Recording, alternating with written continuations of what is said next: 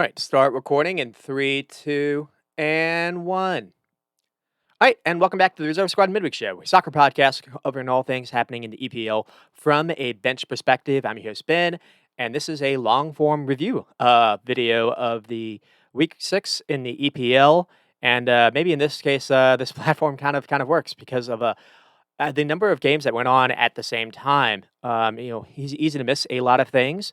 There are 5 games happening on Sunday, so I was trying to follow the Liverpool game while also keeping track with what was happening in the North London derby, and that'll be the game we lead off with. There's a lot of things happening because of the way Europe's happening. So many teams are actually in Europe now, and it's kind of making the schedule a little congested. Also, they were struggling to make sure there was enough time for rest because of the midweek games for the EFL Cup happening. So that's the reason why everything was a little crazy. And then this Saturday or this weekend, it doesn't get much better because I think there are like 9 games on Saturday and only one on Sunday, or maybe there's like 8, and I think there's maybe one on Monday as well. But yeah, it's getting a little harder to follow multiple games at the same time. So maybe something like this can help out. I don't really know. But I'm going to get started quite quickly because there's a lot to talk about, and I will get started with the North London derby. This one ends 2-2. It was an absolute wild game, or at least it started off. It cooled off a little bit towards the end. We get the first goal from Romero. It's an own goal. I kind of credit it to Son a little bit, but because I actually do. A lot of commentators were saying, "Oh, maybe the keeper gets to it. Maybe it's going wide." I think this is actually heading into the corner. So I think Romero has to do this. So there we go, own goal, and then Son does get his goal in the 42nd minute, right before it gets to halftime. Spurs were for the most part outplayed, but they were starting to actually dictate the game a little bit by the way that they were able to pass from the back, and that'll be a big theme that I hit on going forward. This game was maybe not what you would have expected, where it was Spurs kind of dictating the play, and Arsenal were the team that were really good at creating some turnovers. Arsenal were really good without the ball. It was with the ball that they kind of struggled a little bit. And then the second half gets started really early with a soccer PK. A lot of commentators were kind of iffy on this. I think it's the absolute right call. There's a worse handball that happened in the Wolves Luton Town game, which I'll dive into a little bit more. Which I had a much bigger issue with that. And then Son was able to get Spurs to level it up with a big hard mistake by Jorginho, who was on because Declan Rice apparently suffered some backness or calf issue, and that ended up kind of being a little bit of a storyline as well. But leading off before this, David Raya, got his start for Everton. People were wondering, oh, maybe Ramsdale's going to get started in the Champions League game, and no, Raya got started in the Champions League game as well, and it looks like he might be their number one going forward. And I was trying to think, looking back, this kind of makes sense to me. It follows a little bit what Arteta did, the first time around when he brought in Ramsdale to the club, where he eventually moved on to play him over Leno, and Ramsdale has had some mess ups a little bit in the summer, if you don't recall, and yeah, I think there's been a lot of hype about this because I think it's because he's English and he's kind of assumed to be like the next, Pickford's heir, essentially. And I guess people are a little bit upset about that. I think people have grown to really like him. They like what they saw in the documentary. So he does seem like to be a likable person. So they can definitely this definitely does feel harsh in that sense. I don't really like the idea of Arteta saying stuff like, I have 2 number ones. I can switch depending on the game." I think you probably need to just stick with one, and it looks like it probably is going to be Raya. And Raya did have a pretty good save in this game. And he is like legit elite on the ball. I mean, I watched a lot of Brentford last season, and that thing really showed up. But another thing that showed up is his positioning as a shot stopper. Now he is short. I think he's like 6'1". Uh, but he makes up that with really good positioning. He's able to kind of recognize where to be, and with that way, when he dives, it doesn't actually look that bad. Ramsdale sometimes I thought that was kind of a big issue with him.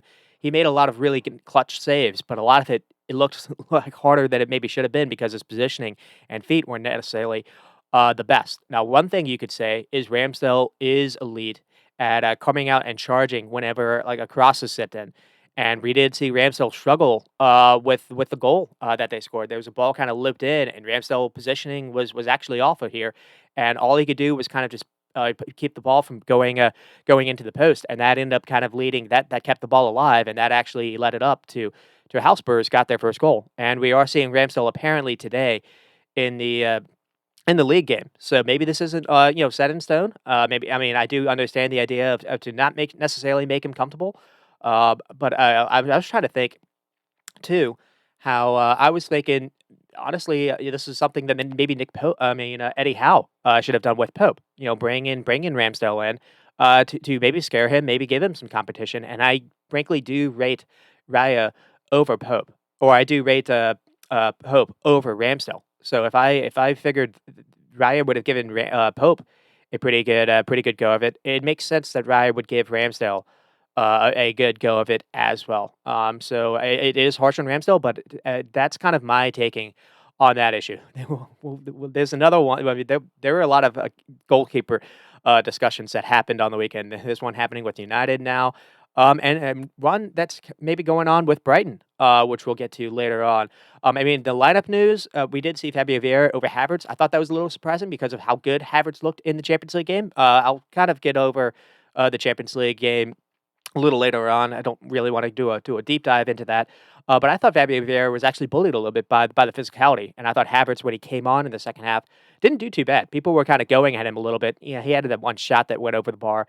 It was a volley shot. That it's not really. He's outside the box. It's not really the easiest thing to do. I mean, maybe he could do better to get it on target. But overall, I actually did think he played well in his little cameo in the second half. We did see Gabriel Jesus and Nketiah together because of what happened with Trossard and Martinelli. Trossard played in the Champions League game and looked really, really good, scored a fantastic goal, and apparently just wasn't able to go in this game. And I think that miss really, really did show up. That'll be a theme that I touch on. And then obviously Raya over Ramsdale.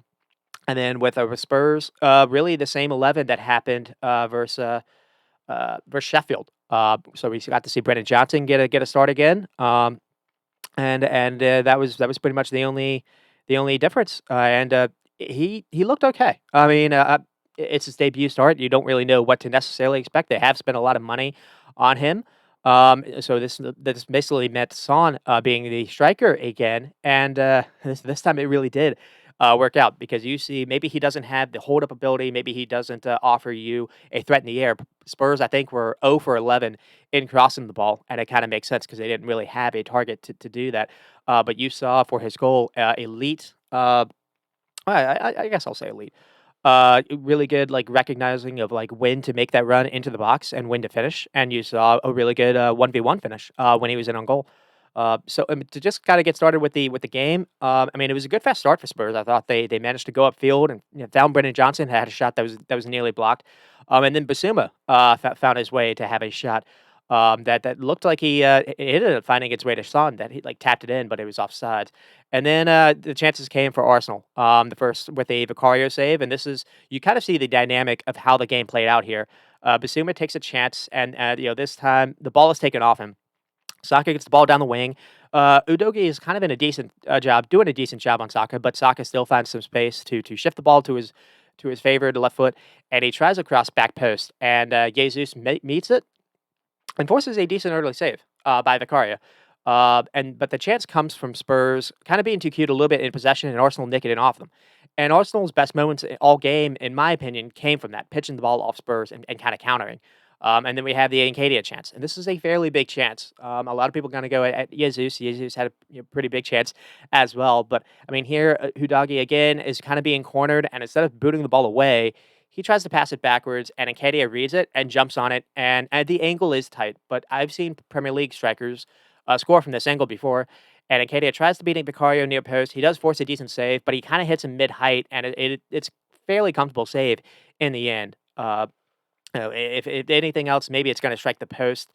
You probably need to try to go across the goal where he actually ends up having to parry it, maybe into the box, maybe in a danger area where you could have had numbers, that way. But anyways, it is what it is.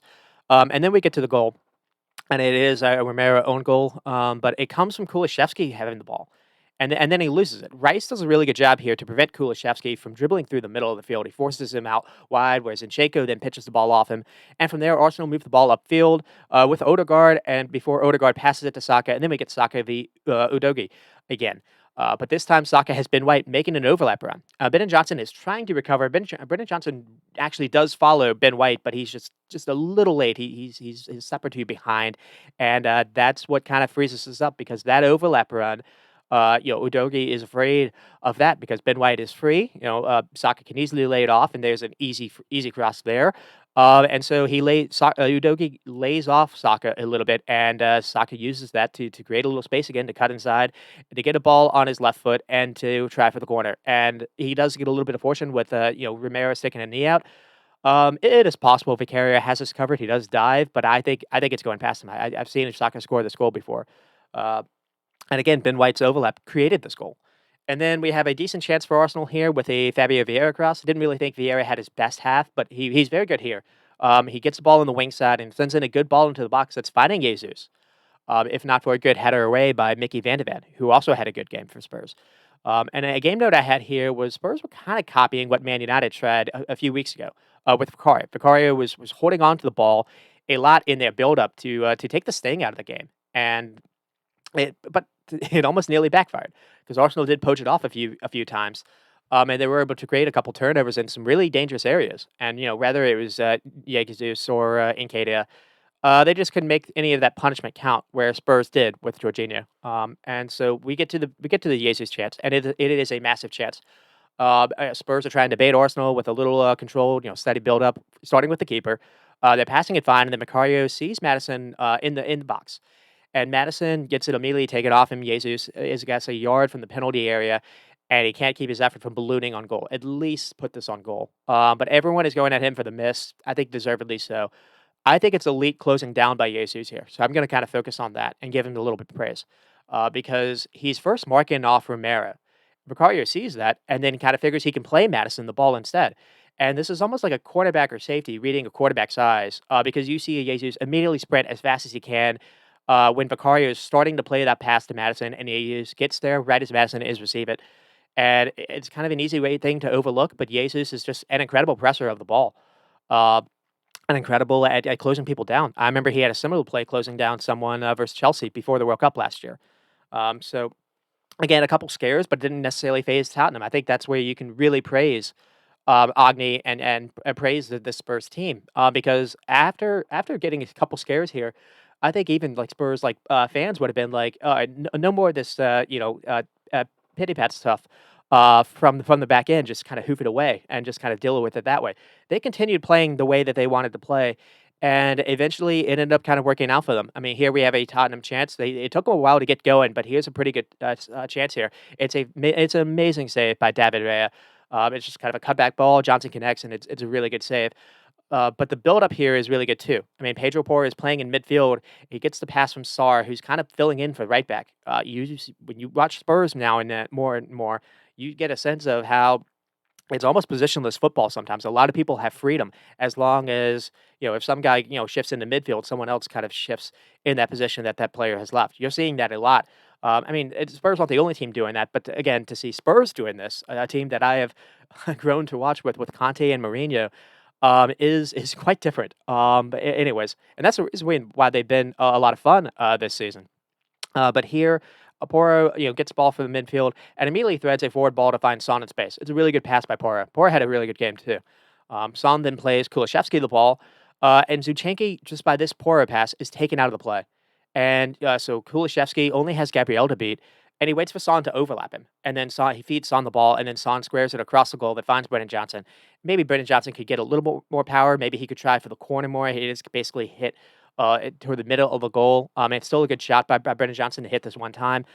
It's still an amazing save though by Raya because when Son passes the ball across the ball, Raya is on the right post. So you see him do an amazing job to sprint and to recover, to get in a good position to save this. And again, if it's hit just a little further away from the middle, a little bit more towards the left corner, this is going in.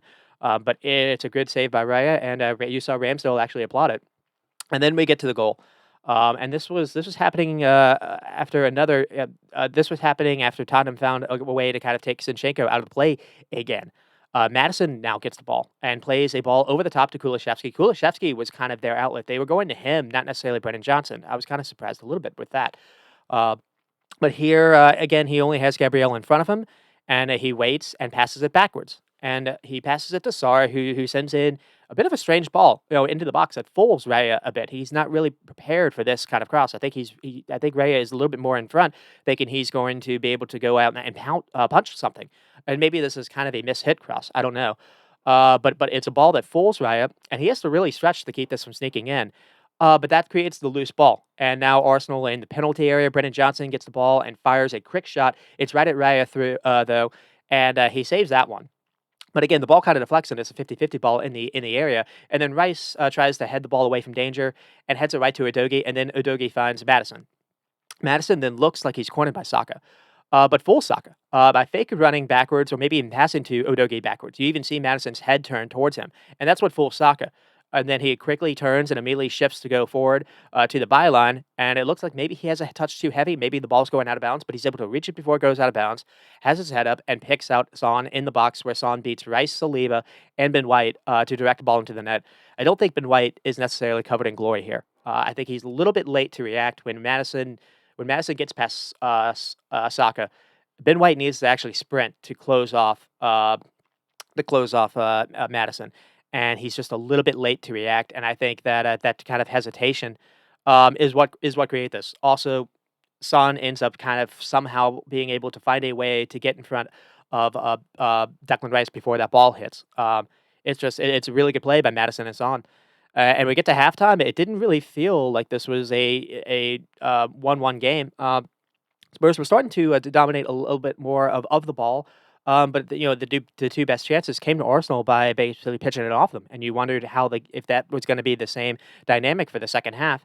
And then we get entirely something else because Jorginho came on for Declan Rice, which was a really big shock, and then Havertz came on for Fabio Vieira. That wasn't that big of a shock to me. I've actually been one saying maybe Fabio Vieira should be played instead. In this kind of game, it was more of it was less about how can you be clever and how can you maybe outnumber someone in midfield, and more who can win a 1v1 duel against each other, because it seemed like a lot of both teams were kind of going 1v1, player v player, and Havertz is just a more physical opponent. So I think maybe that's what Arteta had in mind. Maybe that's what Arteta has in mind to actually try Havertz in this kind of role, anyways. I mean, the second half gets started quickly with Saka getting a PK, and it's again Saka and Romero again. But it's just kind of a corner kick. Saka just creates the corner kick by actually, Udogie has him kind of cornered, and Saka just ends up kind of just accepting to get a corner kick out of this, and the ball's sent in by Odegaard, and Ben White does a really good job here. He has a quick turn and just again gets a shot off. He gets the ball with his back to goal, and he does a really good job to turn and get a shot. This is something a striker would do. So really good by Ben White here, and it strikes Romero's hand and prevents it from going in. And this is similar to one he got away with, so maybe that's the reason why Spurs were a little upset about that, because they were able to get away with it a couple weeks ago. But I don't have much sympathy here. I think defenders need to defend with their hands behind their back no matter what. And I mean, unless it deflects off a different piece of the body first, which I'll get to in a different game. And you even see where other guys actually do have their hands behind their back when this happens. So again, enough players recognize it where everyone needs to recognize it now. And it's also 3 games in a row where Arsenal got a big goal from a corner kick, and it was also interesting to see Saka take the PK. We saw Odegaard take one a couple of weeks ago, I think versus Palace, and we haven't really seen that since. I think Arteta needs to stop that. I don't like Saka's run up. I don't like his technique. It's that short, weird technique. He does that stutter step thing. I get Saka wants to just kind of make people forget about that missing Euros. That's fine. He's not. He doesn't look like he should be your number one PK taker. I think that's going to end up backfiring. Uh, and then right after that, Arsenal concede, and it is a hard error by Jorginho. Madison pounces and Son finishes the 1v1. But it's also great pressing by Madison to take the ball off him. And it's really impressive to see the speed that Son recognizes to spread and give Madison a square option, because Madison still has to maybe beat Saliba 1v1. And so, Son, he's able to see that Son's able to join him up, and it's an easy square pass, and then Son just basically passes it into the net. There's no chance for Raya here. But, basically, Arsenal had a similar moment in the first half where the Jesus, he failed to convert his chance, and Son did. And, I've gotten a little bit on Rice, in this podcast recently, but I don't think this goal happens if Rice is playing. One, I don't think Rice is caught on the ball and doing what Jorginho does, and two, I don't even think Madison tries to press this. I thought Madison was kind of hiding from Rice a little bit in this game. You saw Madison kind of either going really deep or maybe going to the wide areas to receive the ball. Wasn't really doing a whole lot through the middle, and I think he was just worried a little bit of Rice, and so that miss really did show up. And then we get to the 66th minute. It's a moment in the game that really could have changed things. Nketiah goes up, basically studs up, trying to beat Vicario to a ball, and he catches the keeper, but not really with his studs, and it's only a yellow. Vicario is really lucky he's able to walk away from this, because this is almost a scissor challenge. And Kate is also lucky he's not responsible for connecting with his studs up and basically, possibly not just a sending off, being responsible for a really ugly leg break. This is really, really reckless. And I think because he doesn't actually catch him that much, he basically kind of he misses him with his studs up, but he basically kind of catches him a little bit, with like when I said a scissor, he kind of he catches him like through the rest of his body, essentially. And I think the only reason why it really wasn't a bad injury is Vicario does somewhat kind of get his leg off the ground just in time. But this is really dangerous, and it basically shows a little how the game was going for Nketiah. I think he was really, really, really annoyed with himself, maybe missing that chance, and he really didn't get a second chance. It was just kind of that kind of game, and he's struggling a little bit now for chances. It's not so, I think maybe he's a little bit frustrated. And then, I do have a couple chances, for Tottenham I wanna highlight. Son shot wide. I wanna highlight this because these were really good moments, by them. I mean, Madison is, actually maybe even injured on this play, but again, Spurs quickly pass the ball well. They find Kulusevski on the wing, and Kulu tries to feed in Son, making an angled run. Spurs actually win the ball, back here first, one of the few times they were able to pitch it off Arsenal, and, everything is good here, but Son can't get the shot on target. It's a tight angle. It's a really good pass by Kulusevski here. Kulusevski had a sneaky good game. It's not really going to show up on the stats or anything. But Kulusevski was basically their outlet for anything that like positive that happened. It basically happened on his side, and he was kind of orchestrating it a little bit. And then we have this is the third chance or the chance in the 73rd minute. This is an unbelievable, bit of play by Spurs, and we've talked about the risk of how they were playing, but here are the rewards to playing as brave if they did from the back. I mean, they pass it all the way up the pitch, starting with the keeper to the center back. The center back plays a forward hard ball to Porro. Porro then immediately one times this all like to the middle of the field to Madison. So they get the Porro.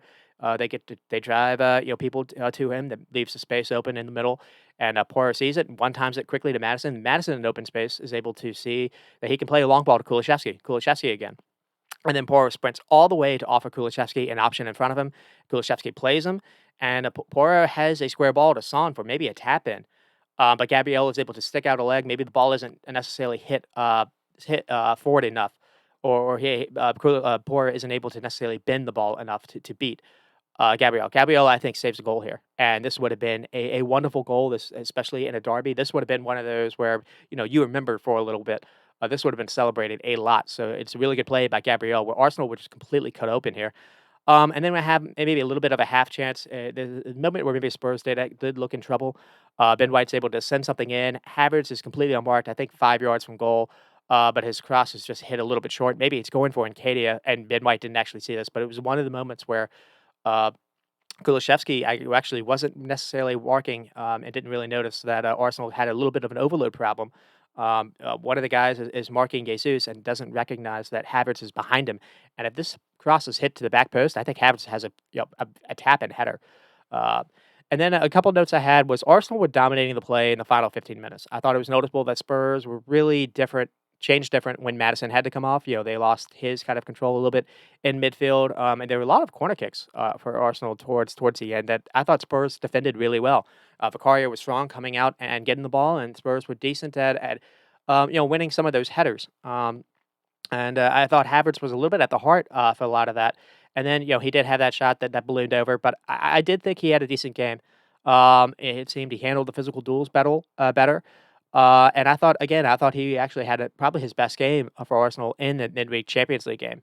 And another part of that dynamic was Jesus was playing as striker, and Trossard was maybe on the wing side.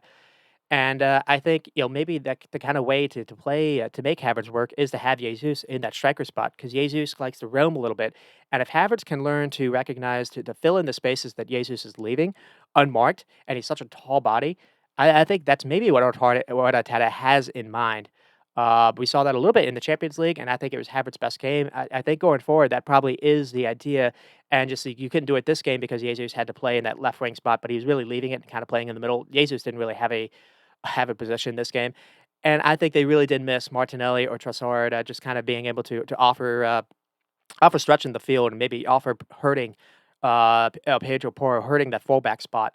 Because Porro wasn't really defending on that side either because there wasn't really anyone in that space a whole lot. The one time Fabio Vieira maybe made around that first half was when Arsenal actually had someone dangerous where it did lead to a decent cross. So that's kind of just a general take on what happened. I think the full time take was there were a lot of things that was said.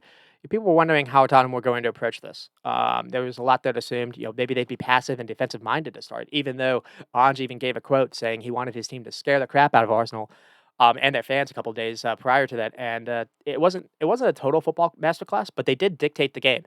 And they were very brave in their setup and brave in their chances they made with the passing and runs.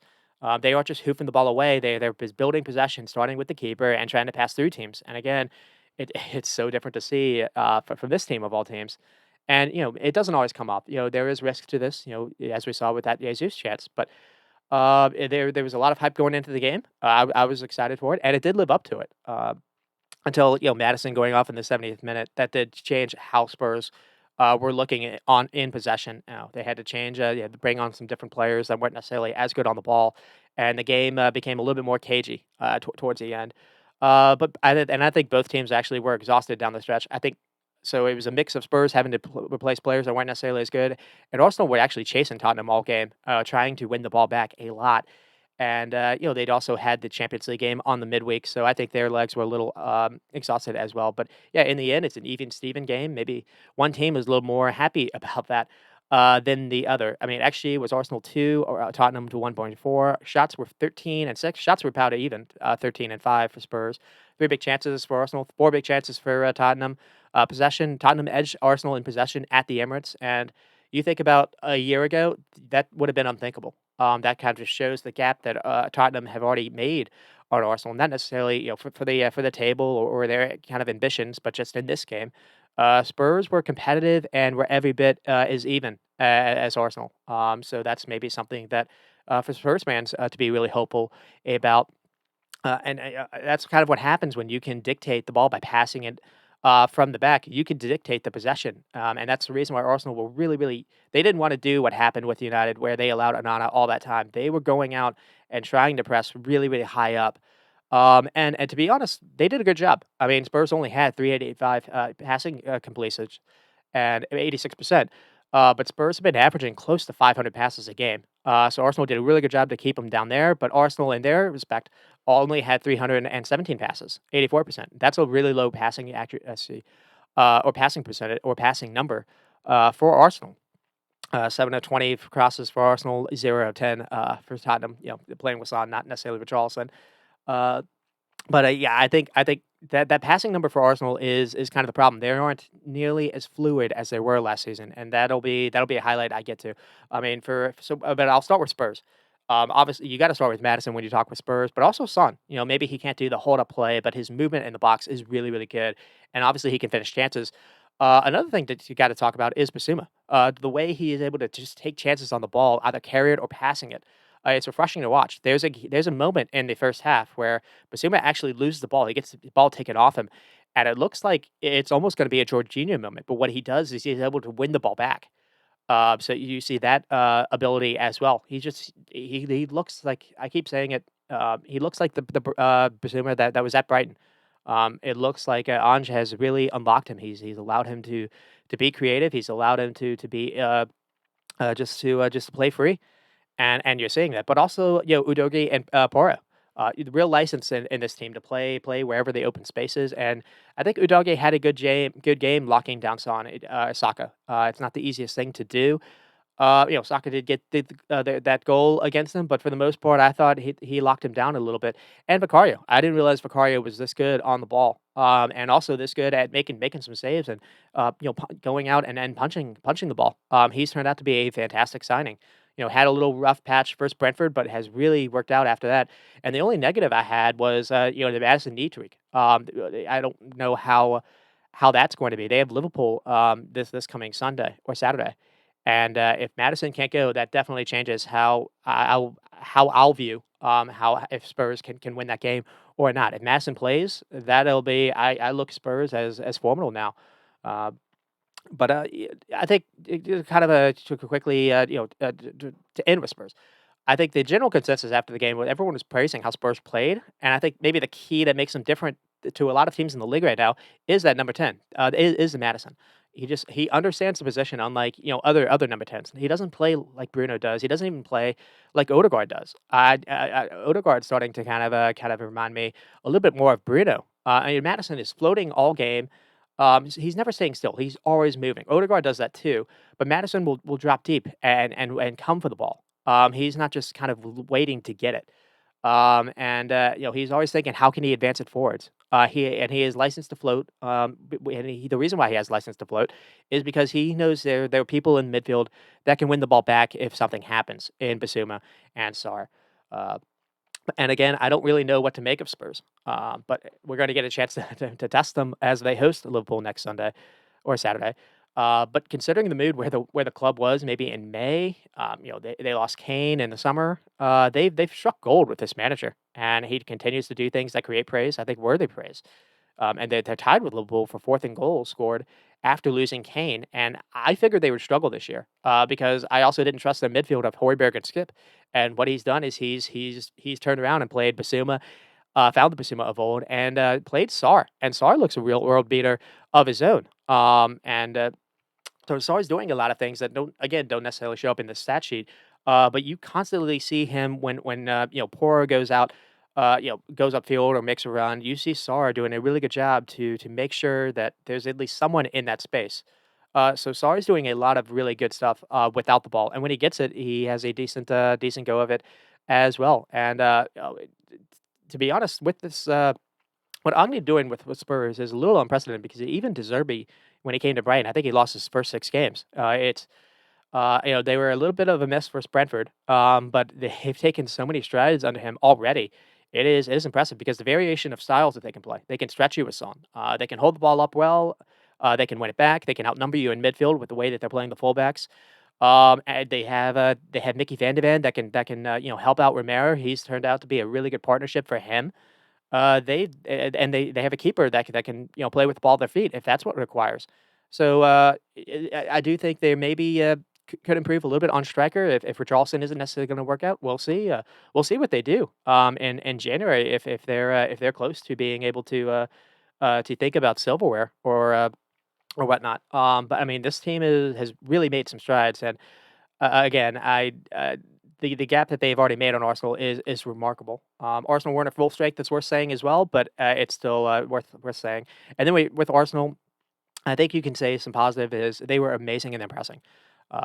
Good at forcing Spurs to just turn it over and created a number of really good looks doing that. I mean, this is a good Spurs passing side, and they kind of made them look average in that respect. And then negatives, it's hard to not notice how slow the ball moves with Declan Rice when he's on it. That's what you saw in the first half, and then in the second half, you saw what happens when he's not playing. Because you saw it was not Jorginho obviously didn't offer the same in defense, and obviously Jorginho had the miss. So I think missing Thomas Partey is showing up. I didn't like Arteta playing Partey at that fake right back spot. I think they're really missing him in midfield. I think that's been the kind of the key change that I've noticed from this season to last season. Yeah, Jorginho, I think is obviously isn't necessarily the best backup option for either.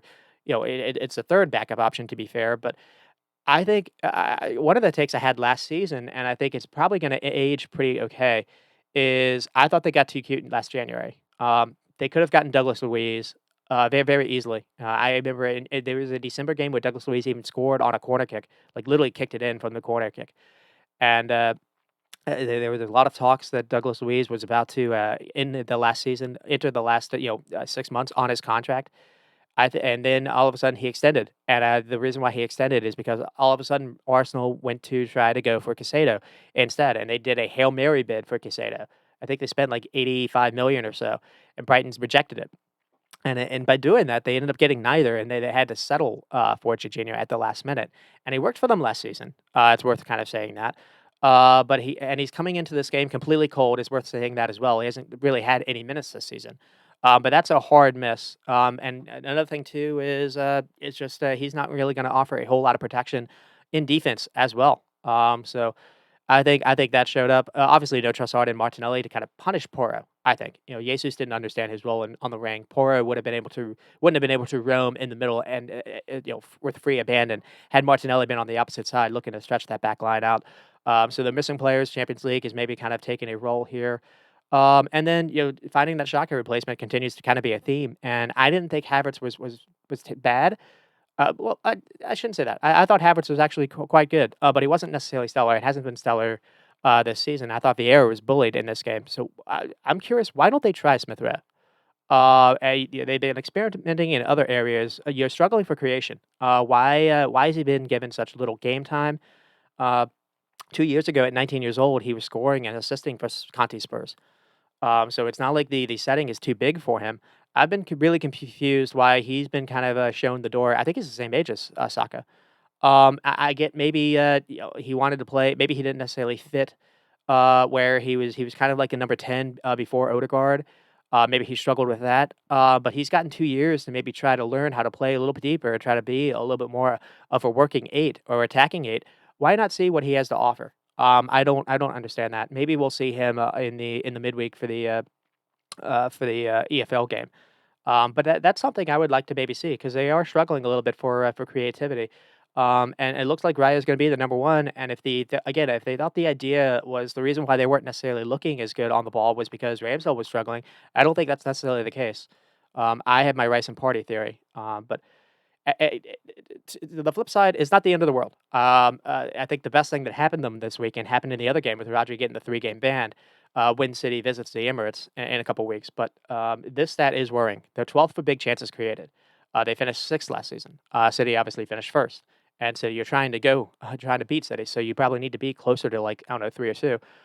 Injuries are obviously playing a role, but I think something else is happening here. The biggest chances Arsenal had this game came from them turning Spurs over. It wasn't really them being dangerous off set pieces. Arsenal had become really, really good with corner kicks.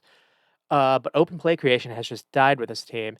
And maybe it's a case of mental fatigue from layover last season. It's not easy to lose the title the way they did, and you could that can have the two way that can go two ways with teams. It can linger with you, or it can fire you up again. There's possible there's maybe some of that.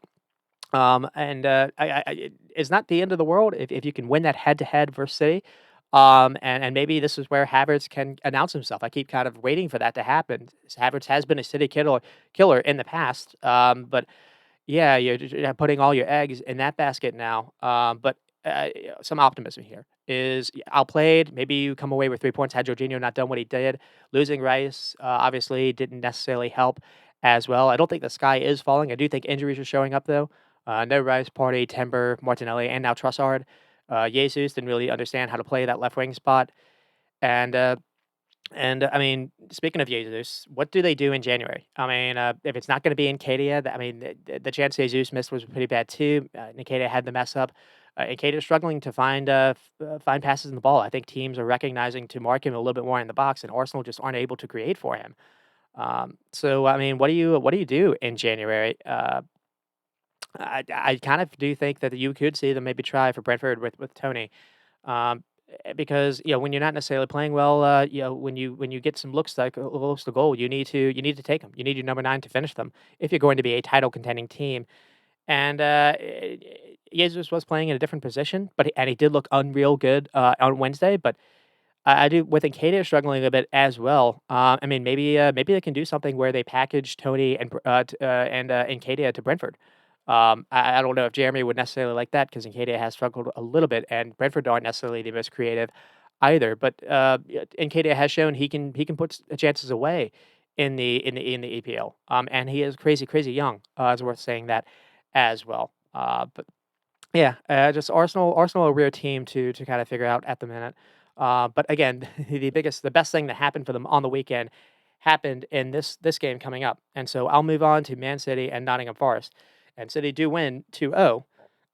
But the main thing about this is with a goal from Foden and Holland is the Rodri red card. And Rodri will be without City will be without Rodri for 2 league games and then the EFL game tonight with Newcastle. But leading off story is how was City going to maybe handle going against this deep block that managed to draw with them last season. Um, they also beat them 6-0 in the game at the Etihad. But it's also going into this game, it was a very thin City squad, health wise. And one thing I even texted our group is when City were winning 2-0 kind of comfortably, is I was like, if Pep plays Rodri for another 90 minutes, he deserves a lobotomy.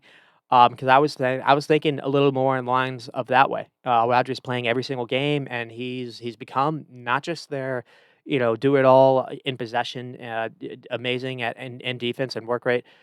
He's become kind of the chief creator in some respects. They're going through the play through Rodri, and Rodri's finding ways to create for teams. He also or for his team, he also scored in the Champions League game. And so I was kind of thinking about little along the way of that way, and instead, well, he's going to get some rest. I guess you can maybe say that now because of what happened. And Nottingham Forest did kind of change things up a little bit. There was I kind of liked the lineup that I saw versus Burnley last week, and instead, no, Cooper decided to change that all up entirely. He gave Nicholas Dominguez his first start. He sat Anthony Alanga and sat Hudson Odoi, and basically went with like a 5-4-1, and it was as bad as you would expect. And then he tried Nicholas Tavares at fullback or wingback, and that was exactly as bad as you would expect as well. Tavares got cooked. And then he had to go off, and that didn't. I thought they actually improved a little bit after that. But another thing too was it was Serge Aurier was almost like a third center back, and that did not work at all. Holland actually ends up scoring over him. Uh, I mean, the first goal, Rodri plays again. It goes through Rodri. Rodri plays a great ball that finds Kyle Walker all the way in the wing. He lays it off to Phil Foden, who hammers it in the lower corner to get past Herder. So to get the early goal to maybe draw Forest out of their shell, and it's a fantastic hit by Foden. It's a clever run and pass by Kyle Walker, but again, this comes from the pass that Rodri hits. And another game note I had was the speed that City were winning the ball back after losing it was really showing up, I thought, in the opening 12 minutes. And then Holland gets the second in the 14th minute. A Foden to Mateus Nunes, and then a cross in the box finds Holland. Forest win the ball back, but immediately it pass it back to City. So I think Forest had 14 passes like 30 minutes into the game. This was not necessarily good viewing. Nunes then gets it and passes it out wide to Alvarez, and Alvarez finds Foden, and then Foden recognizes Mateus Nunes continuing his run down the wing, and Foden plays him in. It's a really good ball sent in by Mateus Nunes to find Holland, who heads it home.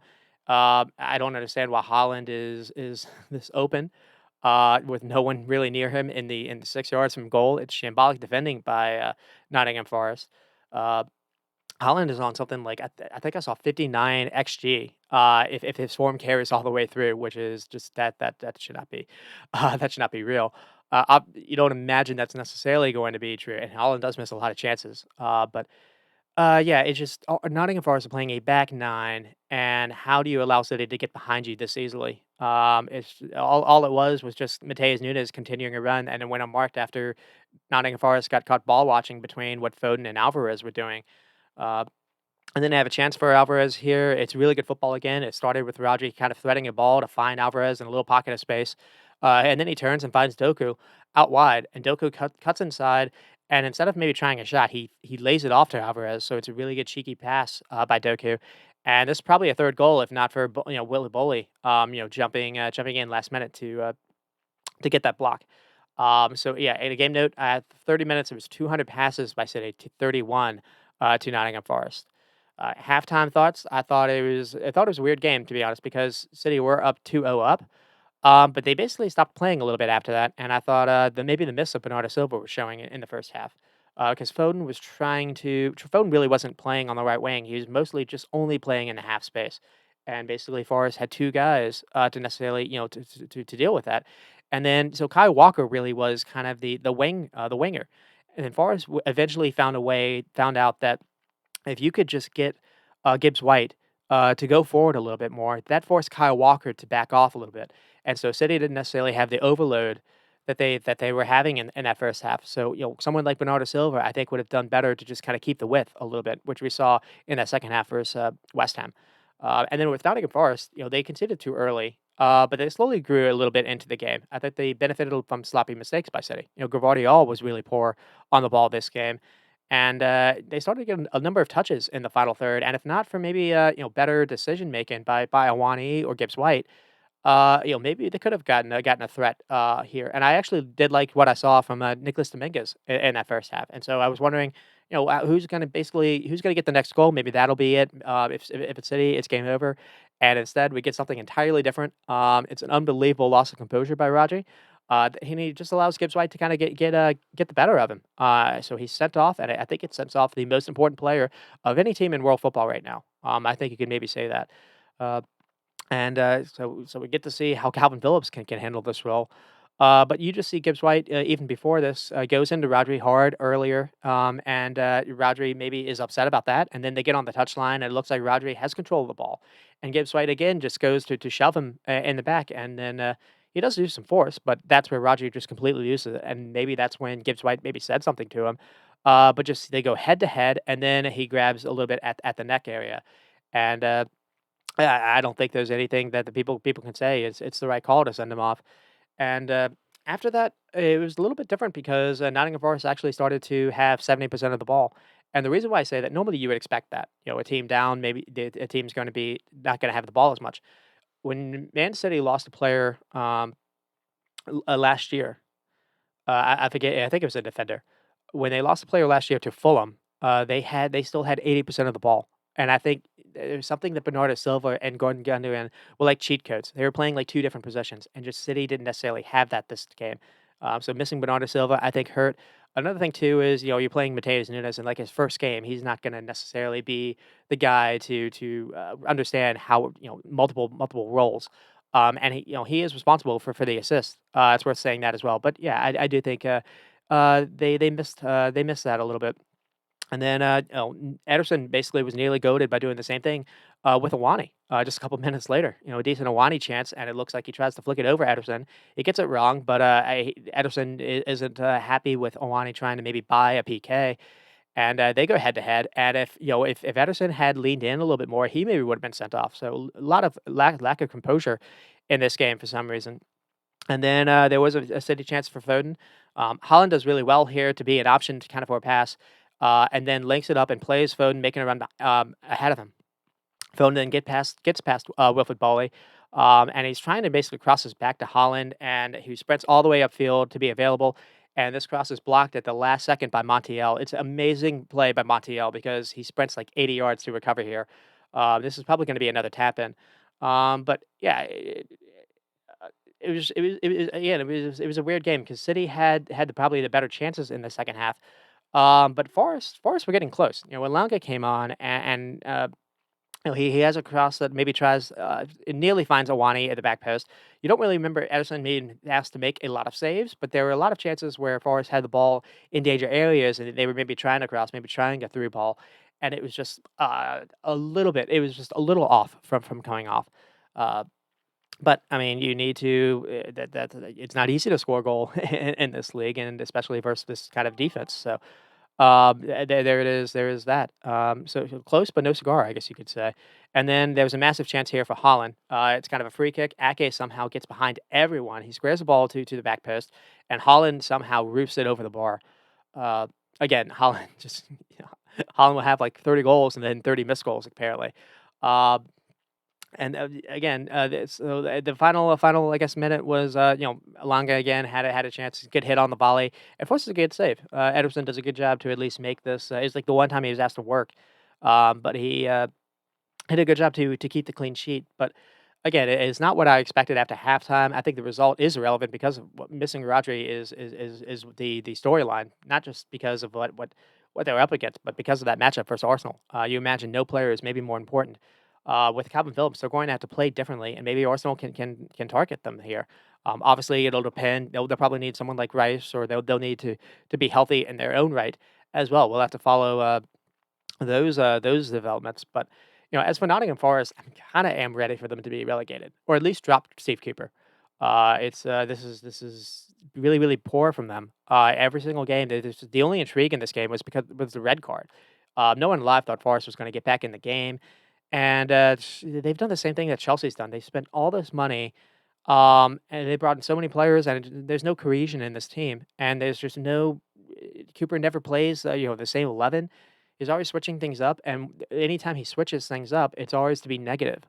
So this was rough. I mean, 10 shots, 9 came in the second half. Congrats, you were up a player, and City still outplayed you.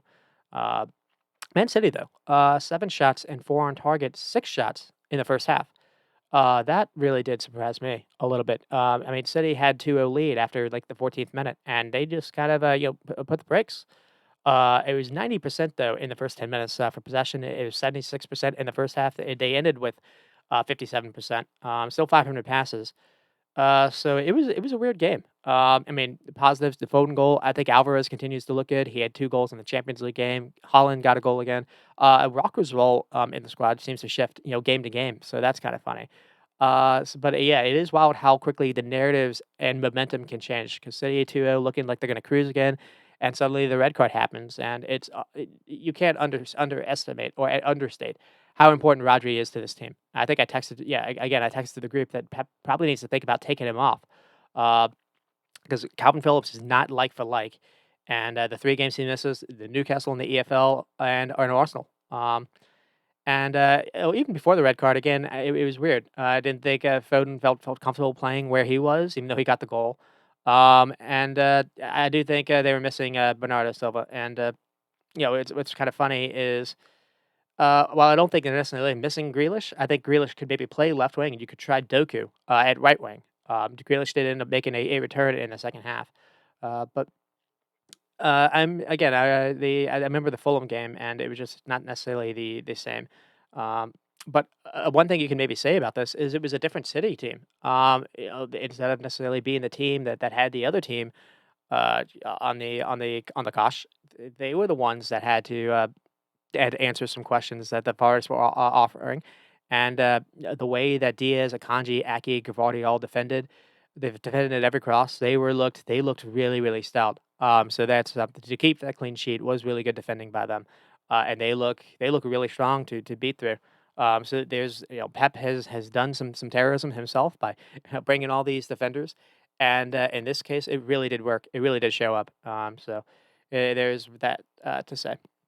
With the Nottingham Forest, Dominguez I thought was all right. We didn't really see much of him in the second half. Alanga though was really good. It's shocking he didn't necessarily start the game. He's been good for them when he's actually been played. Again, Cooper is kind of doing some weird stuff. And I just think they need a new manager. They never play. They never set up to play with the ball.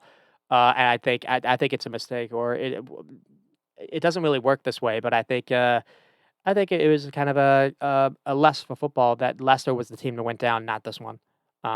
Again, Leicester responsible for doing it on their own. It's not necessarily a beauty contest per se. It's merit based. How many points you get.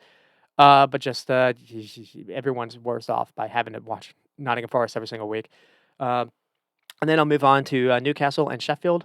This one was not what I expected either, considering Sheffield were on the back of a pretty good result, and it, versus Spurs last week, and that can go 2 ways. That can really fire you up, but it can also you can put you in a little bit of a lull, and maybe we saw a little bit of that. Another thing too was they lost that Spurs game at the last minute because they couldn't defend a corner kick, and that showed up again. And I think if you're a Sheffield fan, that's probably the biggest issue.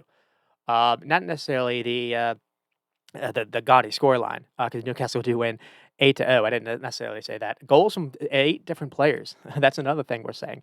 But I mean, the first goal came from, I think, a throw in, and then a couple set pieces. You could say maybe a throw in's a set piece. I think the manager even did. And then it's just kind of a corner kick that no one really marks Burn. It's like the only thing that Burn's really good at. You imagine. And then free kick that Botman is able to get the head in. And then, from there, Sheffield kinda capitulated a little bit, but, it's just you have to be able to defend set pieces, and another thing too was the amount of space that Newcastle were able to operate in. I mean, this team isn't really the best passing team, but this team is really good at getting players in space, and they're really good at running with the ball. And it's just that the organization was just really, really off. We didn't see Chris Basham this game. We saw John Egan instead. I think John Egan needs to not really play again. He was quite poor, and so was Agmahanovic. So yeah, there's a lot of work that Sheffield needs to get done because losing by a big number. It didn't. Southampton didn't get relegated when Aston lost, I think, 9-0 to Man United. Um, but and Bournemouth didn't get relegated last season. They did fire their manager though, like the next day. So, it's not necessarily the end of the world, but it's not great either. With Newcastle, we did see Elliot Anderson get a start, but we also saw Longstaff get a start and Callum Wilson. So I think their attack looks better to me when Callum Wilson is playing, but I don't think that's necessarily the real issue. I do think they look better also with Longstaff. I think he offers a little bit more defensive security, and that allows Bruno to play a little bit further up. Uh, I'd like to maybe see Bruno, Longstaff, uh, and Tonali. I don't necessarily know if it would be too open. It seems Bruno and Tonali are kind of similar players, and you need someone to actually do a lot of work defensively. But I mean, to be fair, Anderson had a fair game here as well. And maybe the only negative you could say is Harvey Barnes did start this game, and the reason why Anthony Gordon is the one that's getting headlines is because Barnes was only able to go for about 12 minutes.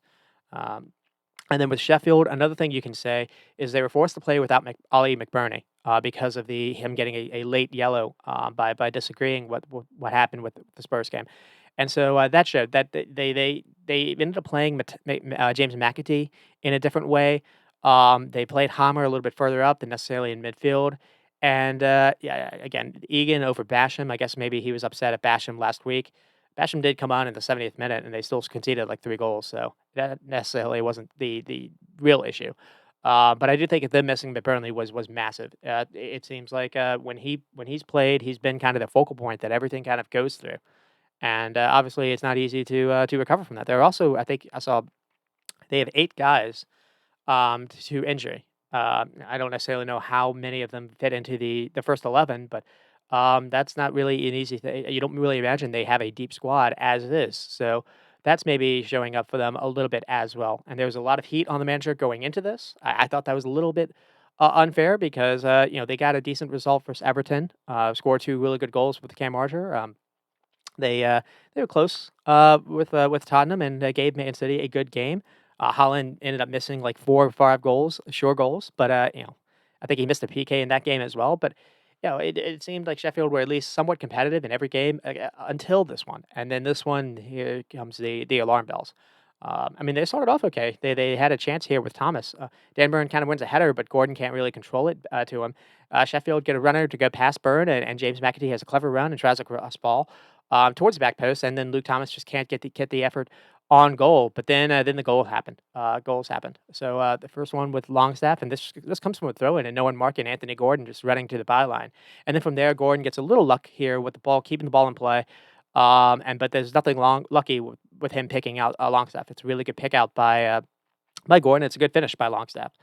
He puts it away. But another thing you can say here is it does look like the ball bounces off Gordon's hand, and that's the reason why it stays in bounds. And I am kind of shocked that VAR didn't take a look at this to maybe call it back. Sheffield were really unlucky there. You can see an early goal that changes how the game goes. So that does matter. Um, and then they get a second one really early with Dan Burn. Again, it's a corner kick, and no one really marks Dan Burn at the back post. Or maybe I shouldn't say that. It looks like Akman Hanzic tries to mark him, but loses him after a little pick play to send Burn loose. And the more and more I kind of see corner kicks, I'm kind of perplexed why we don't necessarily see people marking the back post a little bit more. It takes away the potential offender. I think I've heard that being the reason. And sometimes a lot of these goals on corner kicks happen when it's not necessarily the first ball; it's being able to win a second ball. So if you have a free man in the box, maybe that's the reason. But I think it also reduces where you can score a goal from. And here, I think if someone's on the back post, Burn doesn't score this. So people smarter than me are making that call. So that's just something I've wondered about. But anyways, and then we have a chance for Wilson. Really poor ball by John Egan to Akbahanovic. Gordon then sprints it, intercepts it, and plays it past to Wilson in the box. And Wilson's finish is really tame and lame. But Sheffield, you see, are already a mess here, and then they get the third. They could see the third goal with Botman, and it doesn't really matter because of what really happens. But Robinson commits a foul here, gifting away another set piece delivery where Trippier has really good delivery into the box, and then Sheffield can't handle the set piece. But uh, let's see. The more, um, and it's just it's another one of those cases where just they lose someone on a header, and again maybe if someone's on the back post, it's harder to do on a free kick.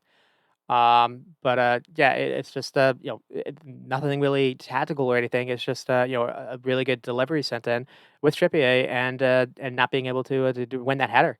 Um, and then there's another chance for Wilson, and this was really happening all first half, where Anthony Gordon was kind of dropping into a pocket of space, getting the ball just completely free, and then turning upfield and carrying it, and laying it off to teammates. James McAtee was doing a very poor job of recognizing how to mark people. Gustav Harmer didn't have his best job either, and it seemed they were really weak. I guess the idea was if they had the ball, maybe they'd be a little bit more creative and they'd be able to find Cam Archer a little bit more. But just Sheffield was not doing any work without the ball, and it was way too open for Newcastle. Newcastle usually don't have this kind of space, and this was background like almost. And so you saw that over and over again. And here, again, Gordon gets the ball, he carries it, and lays it off to teammates, and he slips in Callum Wilson into the box.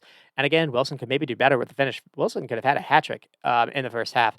So I said maybe the attack runs better with Wilson. They still didn't necessarily score an open goal before that. And then there's a chance with Gordon here, where Gordon again is just being unmarked again. Gets the ball near the box and has a good pass that finds Elliot Anderson, who I think maybe had his best game as a Newcastle player. Didn't score, but was at the heart of a lot of good moves. And here, Fodenham does do well to make a save here. But Sheffield again are trying to get Agmahanovic forward, and he's a center back, and you can't lose the ball then in that situation. Newcastle will then turn them over, and then from there, Gordon is completely unmarked. And Foderingham did make that save. He made 8 saves in this game as well. It could have been worse. I think there were 15 shots on target. And then 4-0 Newcastle. Wilson finally gets his goal, and this is one that he couldn't miss. Fabian Scherer is this time all the way. He's really high upfield and makes a good little run. And then he finds Trippier all alone on the wing. Don't understand how you can leave Trippier that open. You're playing with wingbacks. Where is the wingback? All it is just a really good ball sent in. And again, Callum Wilson can't miss. He's too close to the goal, and it's a tap in basically for the fourth. No one marking Callum Wilson that close to the goal is bad as well. And then Gordon gets the fifth. Anderson again has a good carry with the ball. Finds Gordon. Dan Burn then sprints to offer a passing option ahead of Gordon. You don't always see this from Burn, so this is good running from Burn, and that's kind of what creates this a little bit because that forces one of the Sheffield defenders to follow Bird, and that leaves open a little window for Gordon to use. And he does. He kind of uses it as a dummy, and he cuts inside towards goal and has a shot toward the corner that beats Fodenham. And I think maybe it's a little harsh that Fodenham could have saved this. It's not the strongest strike from Gordon, but the ball has some curve on it. And I think maybe it's possible he sees the shot late because it does curve around a defender. And it's good from Gordon. Gordon had a good game, and he wasn't even supposed to start, so that's not always easy to pick yourself up. And I thought he actually had a fairly decent game in the Champions League. So Gordon needs to maybe offer, if he can offer a way to actually cut inside and offer some goals. He becomes a little bit different to play as well. And obviously, it's unlucky for Harvey Barnes because Harvey Barnes probably would have feasted even more than Gordon if he given the kind of space that Gordon was able to operate in. And I think Barnes is a better finisher. Um, And then the sixth one with Almiron, it's good to get him going, get his confidence going. It's a good goal here, but again, it's maybe it's a kind of a lovely slip pass through Bruno Guimaraes. It just again, this is way too easy. Bruno gets the ball and he just looks upfield, and Almiron is able to make a run, kind of splitting between two center backs. Gets the ball. It's a well-timed run and well worked, but again, I don't understand why no one's kind of putting a challenge here. No one's kind of being a little rough, being a little physical. There's just it's too easy. And then you get the seventh with Bruno here, and Isak has now come on, and he gets the ball from the left side, and he looks like he's cornered, but he does a really good job to kind of make it difficult where Sheffield can't really get the ball off him without a deflection, and Anderson then gets the ball. He tries a shot. That's deflected, and then it basically falls to the path of Bruno. So a little unlucky here, but it's just there's no reason for Bruno to necessarily be this onside or to be unmarked like this. So I thought it was poor stuff by Jack Robinson. Jack Robinson, to call out, I called out Egan. Jack Robinson did not have a good game either. And then they get the eighth goal with Ishak. So everyone kind of ate this game. Thanksgiving for Newcastle. Tom Davies has since come on, and he has a horrid header. I think he's trying to pass this, he's trying to head this 35 yards all the way to the keeper, and it's too weak. So Ishak is then able to kind of just run to a free ball, and then he shows some good nerves. He fakes a shot to get Robinson to go to ground. I mean, Robinson at least is trying, so there's some of that. It's clever by Ishak. It's pretty cheeky, and then he 1v1 with Foden and is able to finish it. And yeah, a lot of guys got to see the ball go in the back of the net for Newcastle. I think my first thought, I guess, watching this was none of these were really spectacularly well worked goals. And I think if you're a Sheffield fan, that's really the big worry. If you're losing to a team that this is a championship team, a Champions League team, this is a team that you expect to maybe challenge. This is a team that obviously is above you and player quality and a lot of other things. So you don't necessarily expect it to be that competitive. But you weren't really played off the pitch. You were just, or I shouldn't necessarily say that. It's not like a team was just a team necessarily. All that Newcastle did was show up, essentially, and scored 8 goals. It's just this was capitulated a little bit. I guess maybe that I could say that. Yeah, they had 9 shots and one on target. 22 shots for Newcastle, 15, 9 big chances for Newcastle, 7 saves from Fotheringham. Newcastle with 522 passes. That's good. They sometimes don't always have the best passing numbers. To get started with Newcastle, it's again, I do think their attack runs a little bit smoother with Wilson, but also Longstaff. Longstaff's kind of the hidden sauce in my opinion when I watched Newcastle. I thought that last season as well. Now Longstaff has some boneheaded plays sometimes on the ball, but just the kind of work rate he does, it just seems Newcastle win the ball back a lot more when Longstaff plays. And I would like to see Bruno, Tonali, and Longstaff try it a little bit more. Try to see if that would be maybe it makes them too open, but I'd like to just see it. I think Bruno and Longstaff or Tonali offer better on the ball decisions. Uh, Longstaff can be kind of the cleanup guy. And another thing I liked was Eddie Howe brought on Lewis Hall and Livermento, kind of switched to a back three and played both of them as wing backs. And I liked that idea too. We also don't always see Eddie Howe kind of switch it up tactically. So I like the idea of him experimenting a little bit. It's a 7-0, 6-0 kind of game. Why not experiment a little bit? So good job by Eddie Howe here. And the idea of Hall maybe as a wingback overlapping with a Gordon or Barnes, that will allow them to cut inside more, and you won't necessarily be as dangerous at the back end. Also, I think it allows you to play Dan Burn as a center back, which I think would be a little bit in a three. I think that you could get a little bit more out of Dan Burn in that respect as well. So I really did like that tweak. And then with Gordon, Gordon had probably looked as good as he's looked. And everyone knows about his runs and work rate. But he showed he can be maybe a goal threat here. Had a fantastic assist ball versus Liverpool that ended up causing some danger. Actually, he was really good versus Liverpool, and then Eddie Howe took him off. Uh, but I think maybe the negative, or it's not really a negative. But the first 3 goals did basically come from kind of set pieces. You also got lucky with the handball. So, and it wasn't until then where everything kind of opened up. So I do think they're good, but they aren't necessarily 8-0.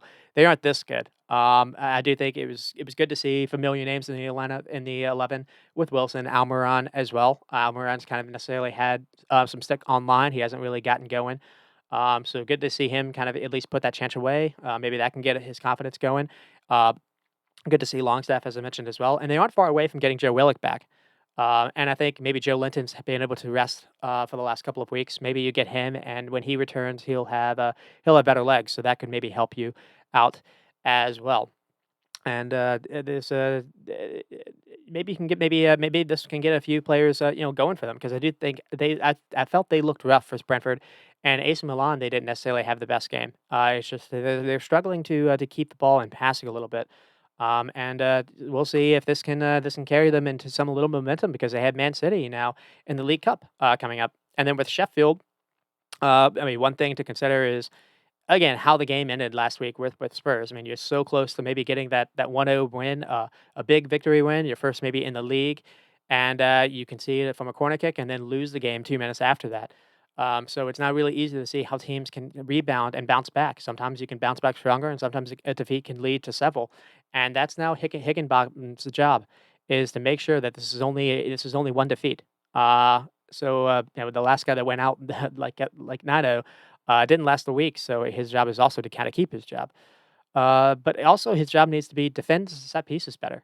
I think that's where they basically lost control of the game, and it's how they lost the Spurs last week. Obviously, getting Ollie McBurnley back will help them too. He's a striker, but he can maybe help out when it comes to kind of defending these set pieces.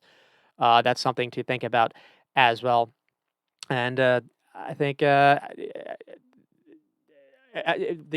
big surprising thing was how open they were. And again, I don't necessarily know if it was because John Egan was playing and he was leaving his space too much to kind of press, and then was leaving his back too. Agmahanovic was sometimes doing that. There's the midfield. Just it seemed there would be like a line, and then wherever the center back was, there would be like a I don't know a 25-yard gap in between the entire game. And I guess they were maybe concerned with Newcastle's pace in behind, and so the center backs were staying really far back. And after Newcastle was able to get through, the first line of pressure in the midfield, then there was way too big of a gap, and so Newcastle were living in that gap. And just again, it's just, they weren't this open for Spurs, and they weren't this open versus Man City, so it's surprising to me. And I don't necessarily know if it was because Basham wasn't playing, if Egan was just bad, but it was wild how bad their organization was. And then I'll move on to Liverpool and West Ham, and this one went a little bit better than I was expecting, and I was kind of pessimistic. And then Liverpool have actually won since going back to April in that Man City game, or at least not lost. A couple draws. They drew Arsenal.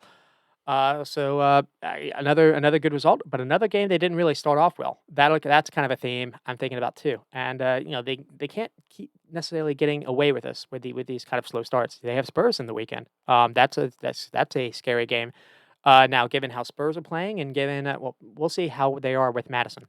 But Son always can kind of gives them fits. Son is just kind of a thorn in Pep's side and City side. Son always does well for City too. Uh, with the Newcastle, with the Liverpool lineup, we got to see Szoboszlai, Curtis Jones, and Alexis midfield three. And in the first half, again, that wasn't necessarily the best, but we did see Virgil van Dijk return, so that was good. And then we saw Darwin Núñez and played instead of Gakpo. So it was Salah, Núñez, and Luis Diaz, and that looks like that's maybe Klopp's preferred starting three, because we saw that also in the Europa game where Liverpool did well. And the only issue here is Klopp's not really playing with a DM anymore. And in that first half, Alexis lost the ball and got Paqueta and Ward-Prowse got the better of him a couple of times. And again, this a different day that could have shown up. The first early chances did come to West Ham. First to Shishak and then Antonio. It's kind of a header. It's a fantastic ball sent in by Paqueta, and it forces a very good low diving save by Allison. But again, McAllister loses the ball here, and all it did was, Ward-Prowse takes it off him, and then West Ham moved the ball upfield.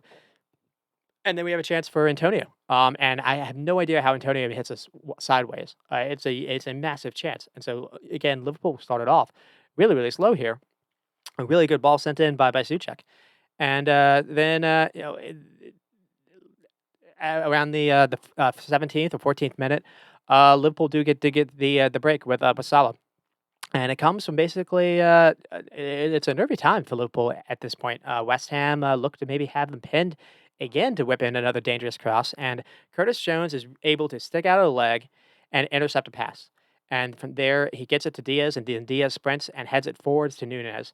And then Nunez calmly, kind of moves the ball a little bit, and then plays a touch to play in Diaz, sprinting up the sideline.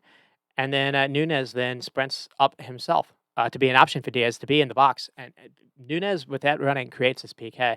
Uh, and then when Diaz gets the ball up top, he tries to feed Nunez in the box. And the ball is played behind him, but Nunez is able to get a touch on the ball, and that he gets it kind of towards Salah, and then Salah recognizes it and gets the touch and beats. I guess it's a guard, beats him to the ball, and the guard sits the leg out and brings Salah down, and then Salah bears the PK. And then we have a chance for Salah. His shot just went wide, but a couple danger moments for West Ham, and then they finally made one of them count with Bowen. And this was an amazing diving header. This is really really brave too. But this was another movement where it started with Paqueta winning the ball back, something that he did a lot of. He won something like 12 duels this game, ground duels. It's a very, very good game by him again, and he plays a really good ball up ahead to Jared Bowen, occupying a center of space, and Bowen then wins the header backwards to Antonio. Antonio fires that wide to Sufal, and this is where Sufal sends a perfect ball that Van Dijk can't really get to. Bowen is a brave in this to attack this with his head. He dives at it and directs it into the net. And I think Virgil van Dijk could have maybe tried to clear this and might have knocked out a few teeth of Bowen if he had. This is a very brave header by Bowen here, and it's a class goal. And so and then it looked like Liverpool maybe answered quickly with Curtis Jones. It's rolled off sides, but I want to touch on this because it's a fantastic ball sent in by Dominic Slabbershaj. And he just kind of floats it over everyone in the box. And the reason why I want to bring that up is it's a similar pass that Alexis does in the second half. I mean, it's ruled out. Curtis Jones does a really good job to he's close to time in this one, right? I mean, he knew he was offsides. He didn't even really celebrate it. He's just kind of he just like I guess a foot offsides. Maybe he didn't even realize Slabbershaj was going to play him the ball. But Liverpool were kind of struggling a little bit to break down West Ham here, and just that kind of pass was able to get through their little block, and that's maybe sometimes that's required. You saw in this game something that you didn't see last year, where someone like Henderson doesn't try this. They try to hoof in a cross, but that goes to no one. Here you saw intention of what to do. You saw here with Slabbershine, and you saw it in the second half with Alexis. And then I have a chance towards the last minute for Nunez. He just kind of mistimes the run. Salah finds Nunez in the box, but his strike and Nunez does strike it, but Areola saves. And then I kind of one of the note I had was Alexis McAllister didn't necessarily have his best half. Uh, but I thought I thought Liverpool were struggling a little bit here. And one of the notes I had was that it was weird to not see them play with a DM. Uh, or to go into the season, not with a DM, because Alexis McAllister is having a rough go of it, but he did have a fantastic second half. So it's worth kind of saying that as well. And then I have a chance for Liverpool here with Dorian Nunez, and Salah plays a great ball to find Nunez, and then he just flashes the shot wide, unfortunately. But it feels he maybe needs to at least get this on target. But it's another terrific feed by Slabashai here. And again, just I'm not used to Liverpool having midfielders that are able to find feet like this and clever forward passes with the intention of where they want it to go. Again, no aimless hoofing, and it's incredible play by Salah because he first has to hold on to the ball with Zuma all over him. And after he collects the pass, he's able to shift it slightly to his side, and he sees a passing lane to through a ball to Nunez, and pulls it off. And again, if Messi does this, everyone orgasms. But also it needed a finish, and Nunez somehow missed it wide. And then there was a West Ham free kick. There was another good delivery by Ward-Prowse, and Bowen did head it, but it went right to Allison. If Bowen gets this header a little bit better, this is the goal. And it's West Ham that take the lead, and instead Liverpool take the lead with courtesy of Darwin Núñez. And I kind of feel like he needed that after that earlier miss. I also feel like Alexis needed this, given his poor game in the first half. But West Ham are completely setting off Alexis here. He has all the time to pick up his head and to think about where he wants to go. West Ham are playing in a really deep block at this point, and it doesn't really matter because of the accuracy and touch of this pass by Alexis McAllister. And it's very good, obviously, by Nunes to recognize that Alexis is looking to play this pass, is capable of playing this pass and being ready and being onside, and to get his body and balance right, to get this effort on goal, and to also to have the touch that he has to not balloon this over the net. This is not an easy finish. Um, and this is such a Darwin Núñez type goal. This is a chaos kind of goal. It felt like the chance he missed was much easier than this, and there you go. But another game that I had was Joe Gomez in this game was kind of played in a little bit almost like a Trent role. They were playing him in different spots. They were playing him inverted. He had a couple runs through the middle of the field that were like, where has this Joe Gomez been? And he looked a class player, and that was giving West Ham a lot of fits as well. And then Liverpool were able to cap it off with Jota. Just it's kind of a corner kick sent in. Virgil van Dijk wins the first header. I don't think Van Dijk lost a single header this game, other than like the Bowen one. But that was Bowen going to the ground. It wasn't really Bowen challenging him up top. And then Jota's just kind of there for the cleanup. And it's just Jota's really funny to me.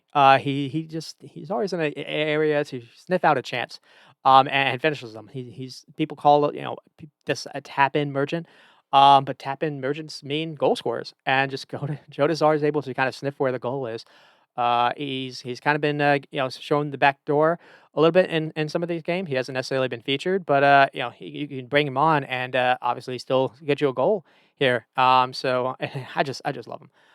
But some notes I had was I thought playing Alexis the way he was losing the ball in bad areas, and if not for Allison, this could have been costly, to be honest. And then the shape changed in this game. At some point, and sometimes it was like a 4-1-4-1, depending on, and that can change a little bit how like an opponent is setting up and where certain players are on the field. But you could really see Szoboszlai and Curtis Jones tucking in and forming basically a line of four with Salah and Diaz, Darwin up front, and McAllister underneath.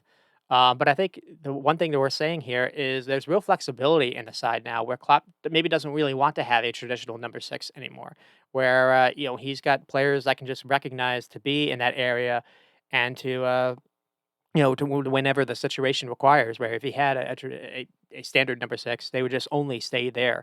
And maybe Klopp wants to move people around a little bit more. Maybe that's the reason why they went for Ryan Gravenberch.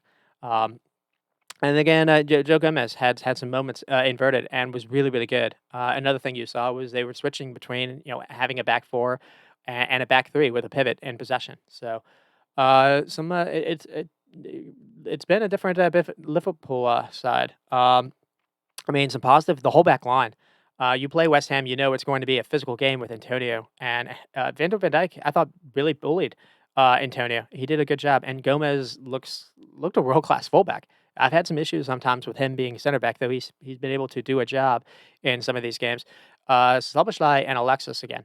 Just the way Liverpool have the injury room back in midfield, and they without necessarily losing what they could in on the ball. They were able to they can create chances and pass through lines, and it makes them just a much more potent offensive team than last season. Salah's turned into a video game player with his dribbling ability and passing range now. He was unlucky to only get one goal in this game, and he came on and he put on a performance in the second half versus in the Europa game. And then Darwin Núñez is missing some chances, but he's also this game is pure Darwin Núñez here. But he's just you watch him, he's too much for defenses to handle. Whenever he plays, Liverpool's shots per game go up astronomically. He's always looking to terrorize center backs, and I think he's always a threat in the box. And this season, unlike last, he's got players around him that can find him and create for him, like that Alexis pass. And then Curtis Jones deserves a shout out here because he's reacted well to Liverpool signing Gravenberch. He's got midfielders around him now for competition, and he scored a great goal in this game that was just kind of overturned for offsides. And he's not my favorite player on the ball, but I can say this: he doesn't lose it. He's got that like Genie Ronaldo gene of being able to kind of shield players off the ball and retain it when being pressed. And to me, he's really improved his game out of possession. You constantly saw him recovering. You saw him double teaming players. You saw him helping to create turnovers and helping Alexis out at DM. And you saw him sprinting back to help out when Robinson was caught upfield. And he's turned into a real CM now.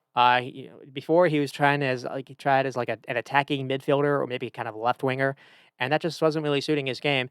And while I would like his passing to be a little bit more improved, he's kind of late to recognize when to necessarily play someone in.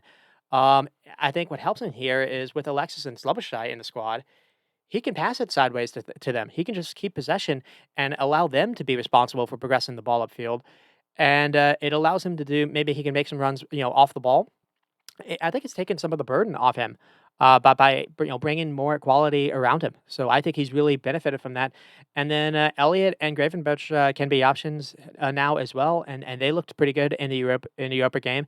And there's Stefan Bacicic to think about as well. So all of a sudden, there is some depth here. So I do think I am still concerned a little bit about that DM spot. I'm still very iffy on Endo. Endo plays, and it looks like he has he's 30 years old. It looks like he has 30-year-old legs.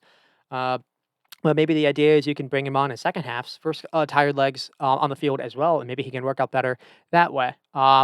He can maybe he's a professional, maybe he's good in the locker room, but I'm what is Liverpool this season? There's been a lot of talk a little bit about that this week. Is City pull back? Liverpool and City, Klopp and Pep, going at each other for another title.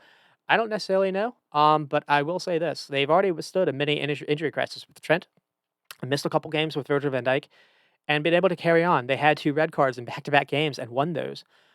They've won a few games with Gomez and Matip playing at center back instead of Kanate. And Gomez did a really good Trent impression this game. I thought Kwanzaa in that game versus Wolves stepped up. So that's what you need when you're going to challenge. You're going to need some of those guys to step up when you maybe have a starters missing some games. Um, so I don't know what they are, but I do think see them as a strong top 4 contender, and maybe they can give City a scare. But one thing I am wondering about is how does the African Cup of Nations work out? Uh, will it affect Salah if Egypt goes far in January and February? I feel like that's deja vu because I was worried about that 2 years ago.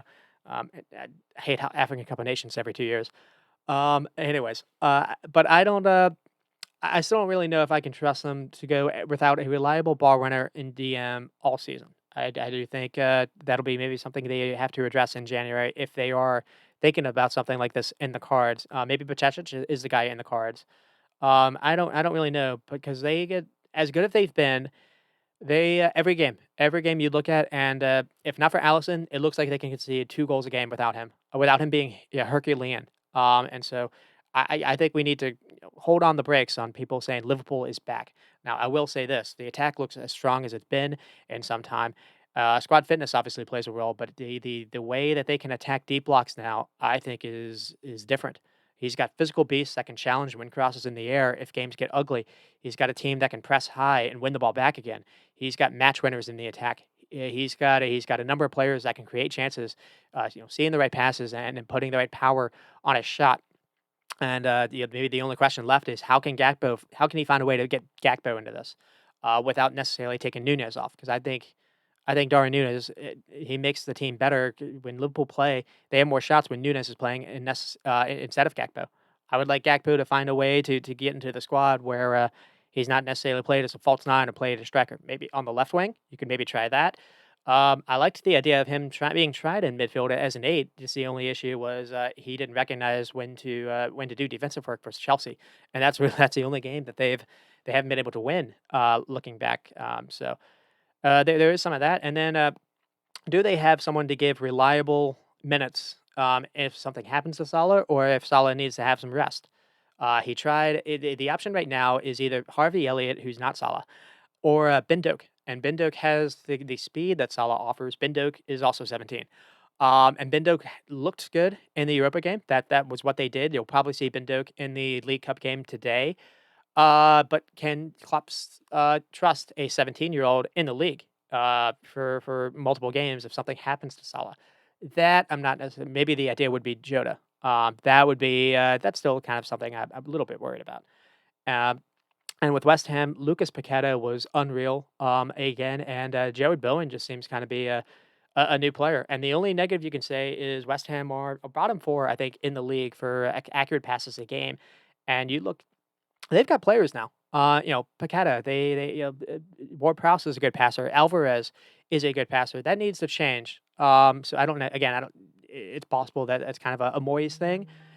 In the past, they've had maybe you looked at the squad and, Thomas Suchek, maybe you looked at who they had as the reason for them being poor on the ball. They need to get better at that. That's, maybe the only kind of negative. Other than that, I mean, you look at here, they started the game on fire. It forced Allison to make 2 really early saves, and Antonio had a bit of a miss. So, uh, there's worth kind of saying that as well. They look good. I was worried about them as maybe kind of a relegation contender again this season, and that shouldn't be the case this year. I do think they've done well to replace losing Declan Rice because that's not really easy. Bowen looks energized again. I like him also roaming a little bit more in central areas. That's been a little bit different, and Antonio looks pretty good. He didn't really have his best game here, but he's been good to start this season. And kudos. They have someone that they can bring on that can be maybe a match winner for them. They also have Cornet. I don't really know what's happened to him. I'd like to him maybe to see him try it again if he can get fit again. But Mo Kudus I think is going to win them some points if Moyes can trust him a little bit more. I don't want to see Kudus only played on the wing and only played with Jared Bowen going to be the center striker spot. I'd like to see Kudus played with Bowen and with Antonio, if they could find a way to do that. But yeah, it's just the one maybe kind of I don't want to say negative, but one thing I didn't notice a little bit is how West Ham was setting off Liverpool in the second half. And maybe it's an energy thing, but I think personally, I feel it's better to actually go at Liverpool now than to try to get Alexis to turn it over, than to be sitting ducks. In the past, this has worked out where you could play a block and maybe frustrate them a little bit, if you just denied allowing Salah to get behind you. I don't think that works anymore. Not with Nunez. Um, Not with Schlubaschlei and Alexis orchestrating things. And Wolves, you saw Wolves kind of do the same thing. Another thing, when you're sitting back like that, that allows the fullbacks to get advanced. You allow Robinson to kind of play the position he wants to play. He doesn't like playing back there. He likes being in the attack. He likes being able to cross balls in and be a winger. And I just think that kind of plays to what Liverpool want to do. And I think the proof is in the last 2 games. Where Wolves got off to a good start for Liverpool by pressing them and being on the front foot. West Ham did the same thing here, and in the second half, they ended up sitting back and trying to play a little bit more defensively in a shell, maybe try to be a counter team, and that doesn't necessarily fit. I don't think that's the way to hit this team anymore.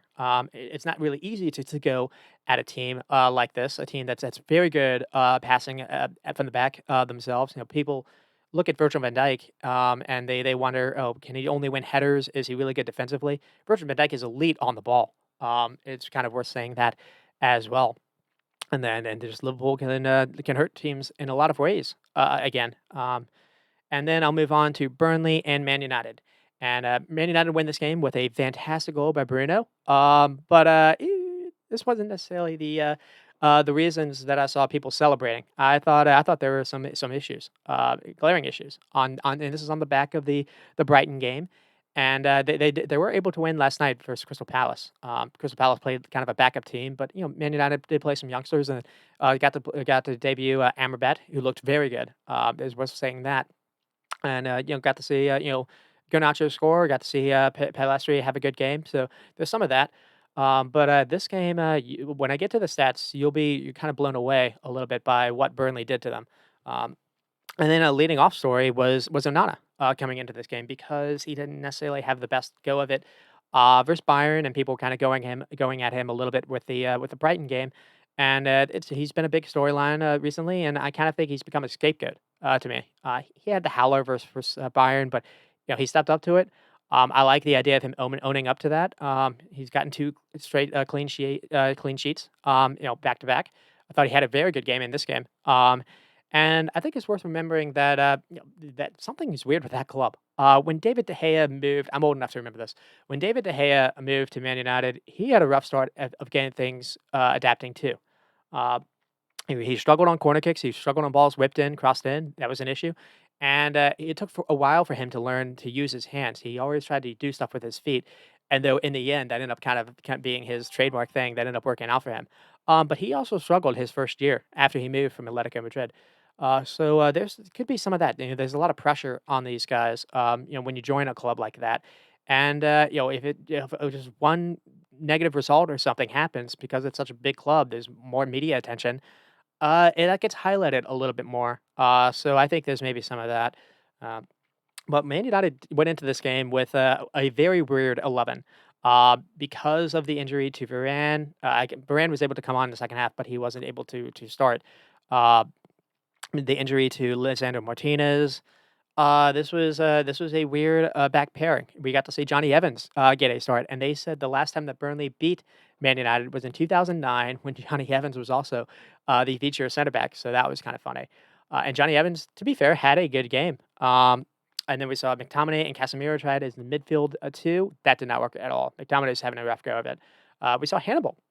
Hannibal was tried in that central spot, and then Bruno was at the right wing. I was wondering, you got to do something because what they did with that diamond versus Brighton did not work out at all. And here you at least saw Bruno kind of occupying the right space a little bit, and that allowed you to play Rashford and Hoyland. So that was better. And then Burnley kind of went with a 4-3-3. They were forced to play without their lead striker in Foster. Adouani had a couple chances, and then Goodmanson started the game, but he also had to go off.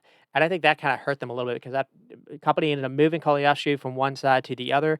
I didn't think Koleoshu was as impactful as he was to start the game, and the replacement Tressar I did not think had a good game.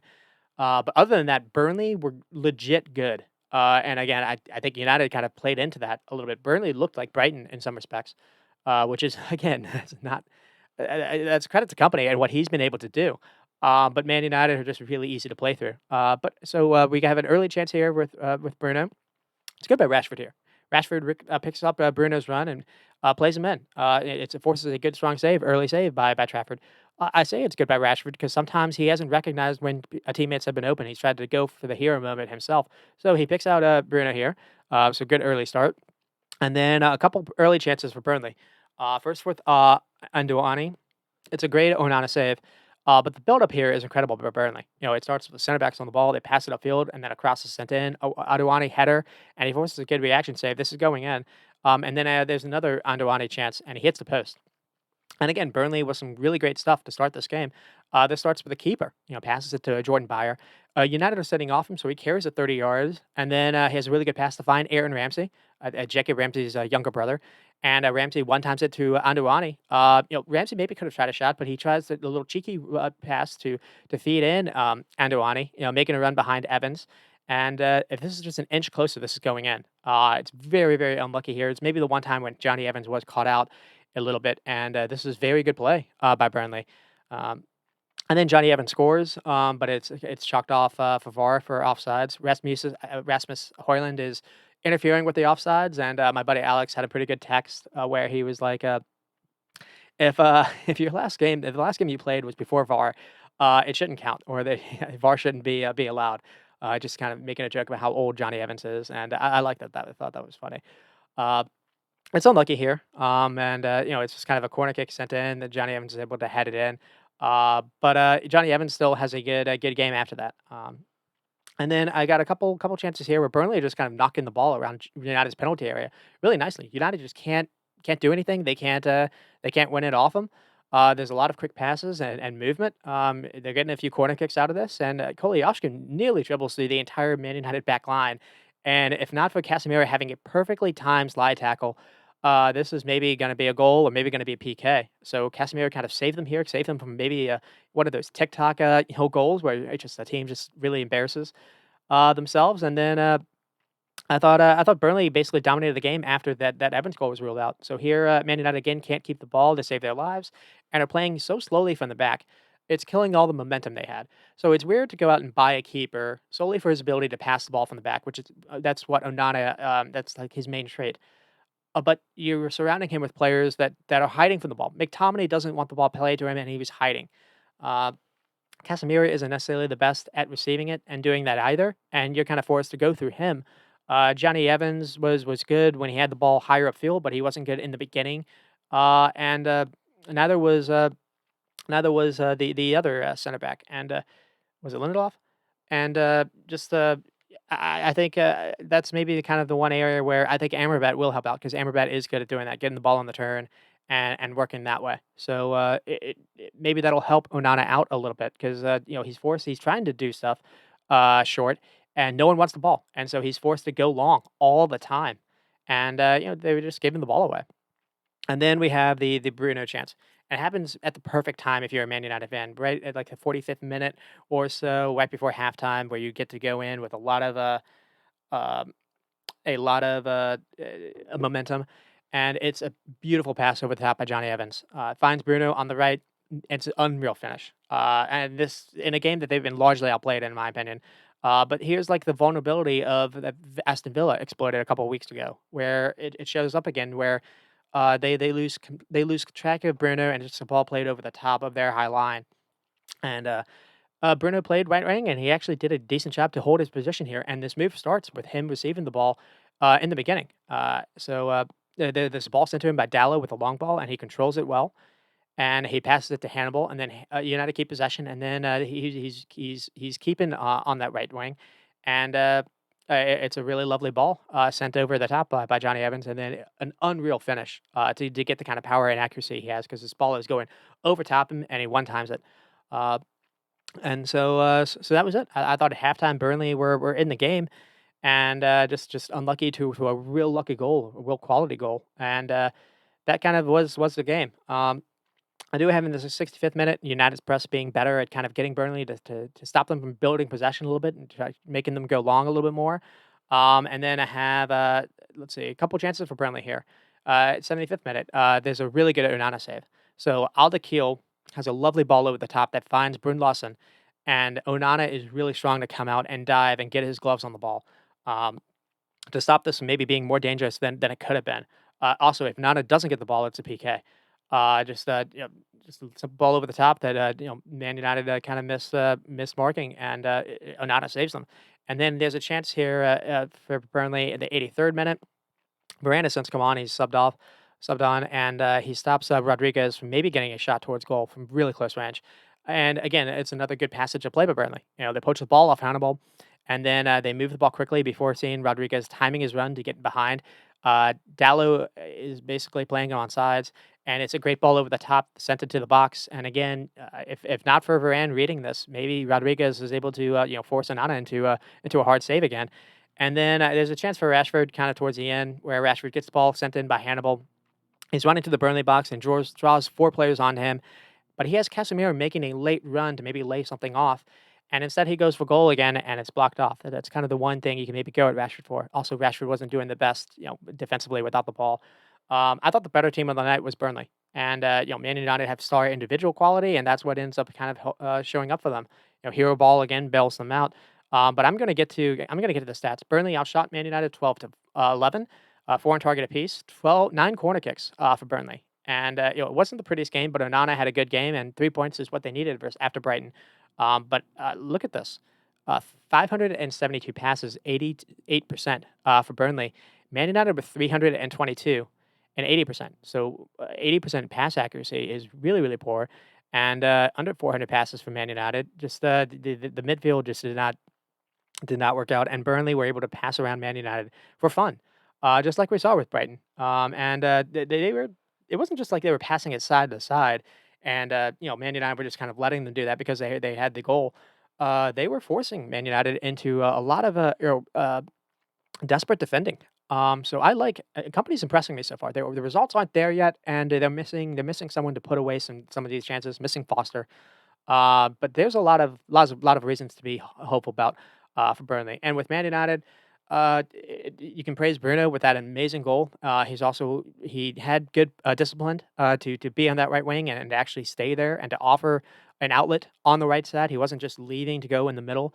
Uh, so that was good, though he wasn't necessarily the best defensively. So I mean, the shape was still kind of an issue, but I think the players that have returned are going to help out a little bit with that. And I'm going to have a shout out for Rasmus Højlund, who didn't score, but I think his performances are getting close, and he's not showing up, stat wise. His numbers aren't going to be gaudy, but he's making good runs to me, and he's showing he can hold up to the ball. He's strong on it, and I think he's close to scoring in numbers. Dallo sent him a ball that he was inches from connecting on. Really, really close there, unlucky, and he was in a great spot when Rashford headed a ball towards a back post in the second half, and it was just really well defended by Akil because this is probably going to be his goal, a goal for him as well. It's a good header by Rashford, and just he's in good areas, and he's physical. He's not hiding. He's not shying away. I think he's doing good work without the ball, and he's close. He's close to I think bagging a lot for them. So that's good for them.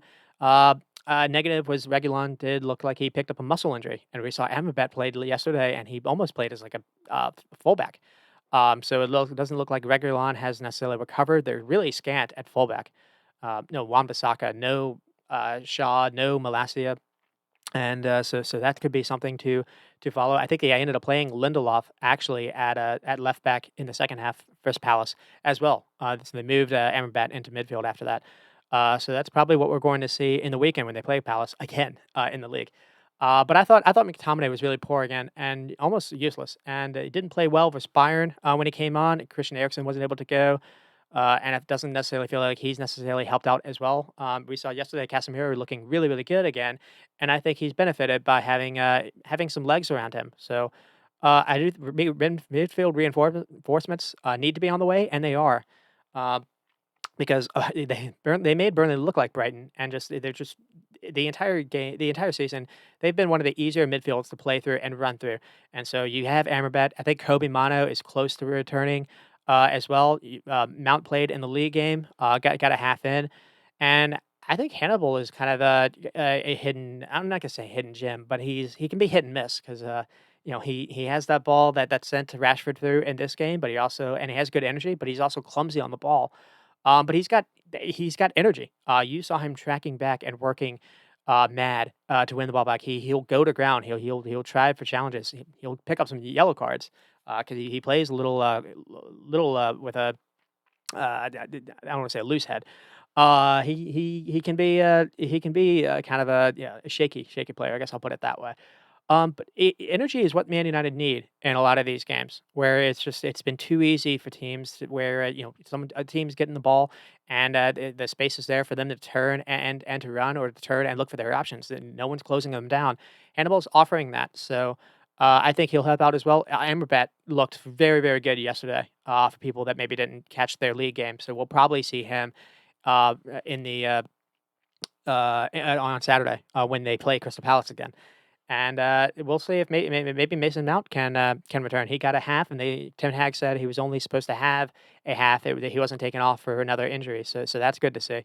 So the Man United maybe are going to have some reinforcements in an area they desperately need it. I don't really know what they're going to do at left back. It probably will be Lindelof, or maybe it'll be Amrabat, and he'll play kind of inverted. We saw Casemiro almost like in a back three yesterday as well. That was kind of weird. Um, but let's see. It's still not necessarily that convincing, and it is weird how they spent 400 million since Eric Ten Hag has arrived, and in 2023 you're playing Johnny Evans. He's starting a game for you because you don't trust Harry Maguire. That to me is a little. That's not a Ten Hag though. But that was Johnny Evans didn't have his worst game, but you don't really want him to play a lot for you. And then for Burnley played Man United off the pitch, just like Brighton. And just they didn't have someone like a Welbeck or Yao Pedro to finish the chances that they created. They were missing the Foster, and I think they'll be out without him for 2 more games, which isn't necessarily good. But the negative is they still look defensively vulnerable to people being able to run behind and their defenders losing track of people running behind them. We saw that as a theme for a couple of their games early on. We saw that versus Spurs. We saw that versus Aston Villa, and the goal that you can see it is a fantastic hit by Bruno. But it's also Bruno just being able to make a run behind you and no one really marking him. So I think there's the two ways to kind of look at this. And maybe Foster maybe puts a chance away that the Adewani missed. But I think there's nothing you can really go at. You should only basically praise what company's been able to do because you're seeing a lot of teams come into the league and they're struggling. They're struggling with possession. They're struggling to adapt, and their team isn't struggling to adapt. They're struggling to score. Uh, but they're competitive.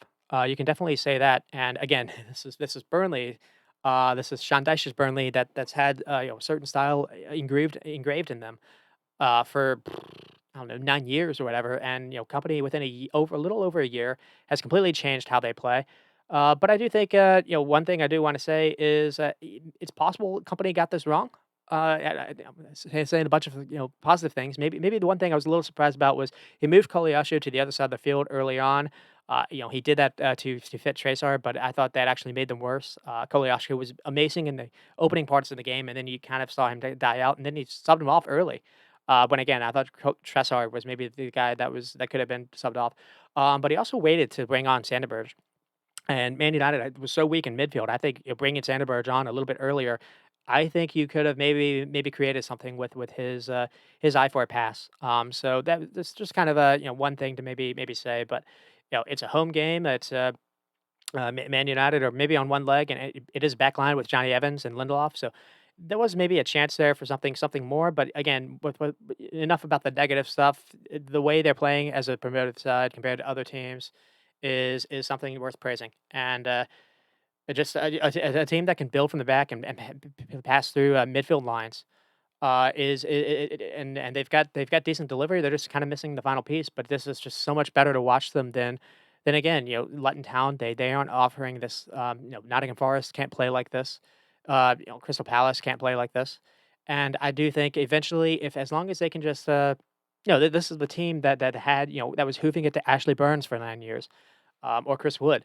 It's an entirely different dynamic now, and you just kind of hope that the results eventually show up because again the only the negative side of this is they are so good on the ball that sometimes maybe they do kind of lose it trying to do something clever, and then the defense can be really exposed because they are kind of vulnerable at the back. That's maybe the only negative you could say. But anyways, there's enough kind of negativity there. And then I'll move on to Aston Villa and Chelsea. And I'll probably spend a little bit more time on this than maybe I should because it's only a 1-0 game. But a lot of people have been going negative at Chelsea. And I've got I mean, there's probably reasons for that. Uh, I saw a lot of good things. And even after the red card, I saw some good things. So I'll probably speak a little bit more on that. And with Aston Villa, they get the win. I thought they were really outplayed and lucky. But it's good to see Ollie Watkins score because he's struggling in a lot of these games. Uh, with the Aston Villa lineup, kind of nothing different that we've seen in the past. We did see Zanello get a start again. Leon Bailey got a has become a bit more of a bench player. Diaby again underneath Watkins. John McGinn keeps getting starts, and John McGinn kind of he pops in where he can offer a number in midfield, and that can allows Diaby to basically shift over on the wing side. That seems to be how Aston Villa are kind of playing. And we saw Konza and Torres and Digna and Cash again. And with Chelsea, Chelsea wasn't that much different either. We did see Casado come in instead of Leslie Ugochukwu. Um, the only thing to say here is the midfield pairing is Conor Gallagher and Casado, with Enzo kind of being a little bit more further advanced. And I would imagine it would make sense to maybe flip that. And I'll highlight a couple reasons why. I think that's a big issue that they're having. Malo Gusto is not Reece James, and I do think he just loses his head here. I think the red call is the red card. Diazy, Silva, and then Colwell. Silva has a miss-up that leads to the goal. And Colwell keeps playing at fullback, and I think I think Pochettino is maybe overcomplicating this. And then Mudryk, Jackson, and Sterling. Sterling and Jackson need to get fish out of a barrel, I guess you could say. They really struggling to score. I actually do like what Jackson is offering when it comes to everything other than putting chances away because he actually isn't playing that bad. And I think Mudryk for the last couple of weeks has started to play better. That's maybe not necessarily showing up, but I think he's being a little more comfortable on the ball. He's taking players on. He's getting past them. I think he's making good passing decisions, and he's creating some chances. He doesn't have anyone to create two. So maybe he needs to offer. Maybe he needs to go for goal himself in some of these. Uh, and then a player that kind of came on in the second half, Cole Palmer, really played well. It's worth saying that as well. I mean, they got started off too early. Chance with Casado. Jackson came back and won the ball off Kamara, so good job by Jackson. And then Casado tries a shot, from distance outside the box. It goes right to Martinez, but you see intent here by Chelsea, and then a chance for Sterling. Jackson plays Sterling in behind, and I think the only thing you can say here is Mudryk is late to recognize he has a chance to sprint, and be an open option in the box due to Cash kind of being in front of him. And Mudryk is just jogging back. You don't really see him recognizing it until too late. Sterling could have maybe had a chance to maybe square a ball to Mudryk, and it didn't happen. And then and it took a while for Aston Villa to actually get into the game. They finally got a corner kick in the 18th minute, and it's defended okay, but the rebound falls to Luka Digna, and he tries a worldy volley, and it forces a terrific save by Robert Sanchez. First of two that he made a little bit like this. And then in the 28th minute, there's a chance for Jackson. Really good play by Mudryk here again. He sees Jackson timing a run to get ahead of him, plays a through pass, and Jackson 1v1 versus Martinez. Can't beat the World Cup keeper. It's a very good save by Martinez. This isn't necessarily the negative to say at Jackson. I just want to highlight this because Mudryk is good here, and I think he's playing better for them. But again, it's not going to show up because the guy he's playing it to isn't finishing the chances. This was a hard chance though. They were much worse than this. And then in the 28th minute, similar thing. It's another Aston Villa corner kick, and it falls to this one falls to Zanello, and Sanchez even has a better save here. Uh, it's another volley effort that's absolutely smashed. Villa is doing something with these volleys because we saw last week with John Duran, scoring the volley that he had, and Zanello had an amazing shot like this. Digna did as well, and then later in the half, you saw Douglas Luiz volley a shot that nearly missed. So something is happening with Aston Villa's training ground. They've become really good at hitting these volleys. And then I have a decent Enzo chance in the 35th minute. It's created by Sterling, getting behind Digna. Didn't have his best game defensively. Sterling was kind of eating him for lunch there, but they were never able to make any of it count. Sterling does a good job to cut the ball back to Enzo, and Enzo tries to copy what Trossard did versus Everton. If you guys remember that, where he's letting the ball cut across him, and he's trying to do something with his left foot. This is not easy to get on target with the side spin, and he misses it wide. I don't understand why he doesn't try to hit this with his right foot. Maybe he's trying to be cheeky, but he doesn't miss it by that much, but he does miss it, and it was a decent chance. But again, I would like to see Conor Gallagher get this moment, being further ahead. Uh, and then in the 38th minute, it looks like Watkins is maybe on, but Caicedo does a good job to track him down and wins the ball back. And then there's a chance for Mudryk again, who makes a good run to get by Cash and sends in a good ball into the 6-yard area. And again, there's just no one to follow up. So Mudryk is playing well. It's just he needs someone to help him out here. And then in the 40th minute, I've got Jackson playing Gusto in behind. And this was happening over and over again. Villa were very, very poor defensively. Uh, Chelsea were just getting behind them for fun in the first half and the second half, even when they were down a man. And the only reason why this wasn't actually kind of embarrassing is because Emi Martinez had a really good game, and so did Konsa. Um, but here, Gusto has no one ahead of him. He eventually tries to find Gallagher, but McGinn is there to step in front and block it. And Jackson had a number of really good link up plays.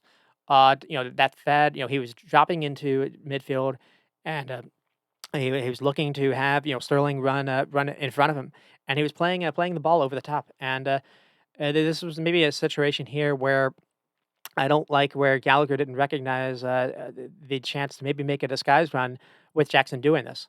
That would have been maybe a chance to get Gallagher going a little bit more. Gallagher being further back, he would have been harder to mark with him making that kind of run. And over again, it seemed Jackson was dropping deep, playing the ball to Sterling to get behind everyone, and then Sterling was getting the ball, free, completely free, and he would look up and he would have no one to square anything to. That was happening over and over again. Uh, and so here, and then Chelsea did score, but it was off a corner kick, but the Sterling cross found Diazy, and he's offside.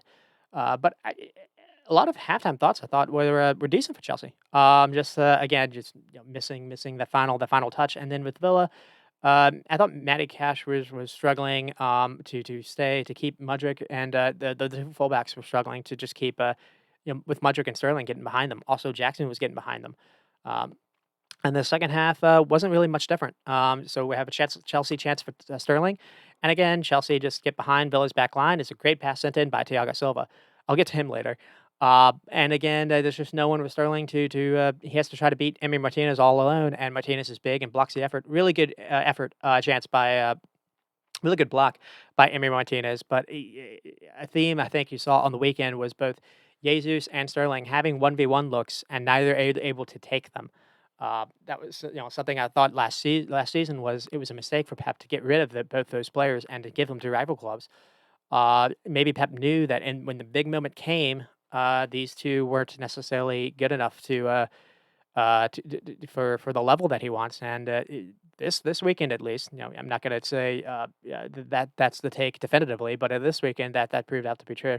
Um, and then in the 48th minute, there's a chance for Jackson. Caicedo wins the ball in a duel and passes it to Enzo. Enzo floats a very nice ball into the box toward Jackson, and Jackson connects on the header, but it just goes wide over the bar. And then a little bit after that, Thiago Silva wins the ball high in the Villa area, finds Sterling again, who gets behind, but Sterling's cross finds no one. And then I have a chance here at the 53rd minute for Sterling, and it's maybe chance of the game. It's so good by Enzo, and I don't know what Sterling's doing. Enzo plays a ball over the top that finds Sterling and Jackson behind Villa's back line. So you both of them. And Sterling can do whatever he wants here. He has Jackson for the easiest square pass to maybe to give him a tap in and get his confidence going. And nothing breaks a goal drought more than an easy tap in. And no, Sterling opts to go it alone, and he hits it to Martinez, and he saves it. Sterling could try to chip it. He could do anything. Anything here is better than what he does. And it ruins. It ruins a very good ball by Enzo, and it just ruins. This should have been the goal. This should have been the goal that kind of broke things up. And you also saw Enzo getting the ball deeper here, and that's where the goal happens. And I just don't understand why he's playing Enzo further ahead. And Gallagher, I don't understand why the dynamic between Enzo and Gallagher is mixed or is flipped. I'm not Pochettino. I don't have the success that he's had, but I think that's weird. That's just something I'm disagreeing with him for. But what do I know? Um, and another thing too is he's asking Enzo to be the front pressing man, something that Gallagher showcased a masterclass doing for Palace. So I don't necessarily need to go on a rant about that. And then in the 54th minute, we have the red card. And it's Malo Gusto. And Gusto goes to ground trying to get the ball, and he does get the ball first. But it's a follow through with the studs eye up into Gallagher, into Luca Digna. He's lucky that he doesn't actually do anything to Digna because this is reckless. And I think the game just wants. I think the game wants this taken out of the game because he gets the ball, and maybe in the past this doesn't. Maybe in the past he would have been able to stay on, but it's reckless, and it's putting Luca Digna in a dangerous spot. And when you go to ground out of control, you're leaving it up to refs to send you off, and so that happens. And they're already struggling at right back because they don't have Reece James, and here you're going to lose this guy for 3 games. And in the second half, we saw Diazy played at fullback, and he didn't do terrible, but he gets to a point when he got a chance in behind where you saw a center back playing in a different position, and you saw that. Uh, but yeah, I mean, what's weird is Aston Villa are up an advantage, and Villa were trying to, instead of trying to maybe bring on John Duran at this point, maybe to bring on a second striker, what they were doing is they were using their fullbacks, Digna and Cash, as their wingers, playing higher up. And that basically played into what Chelsea wanted to do. And here you have the goal. So before that, they do score. They score with Watkins. And Chelsea are trying to attack themselves. Chelsea didn't necessarily find Villa that threatening. Chelsea are at home, and they wanted to win.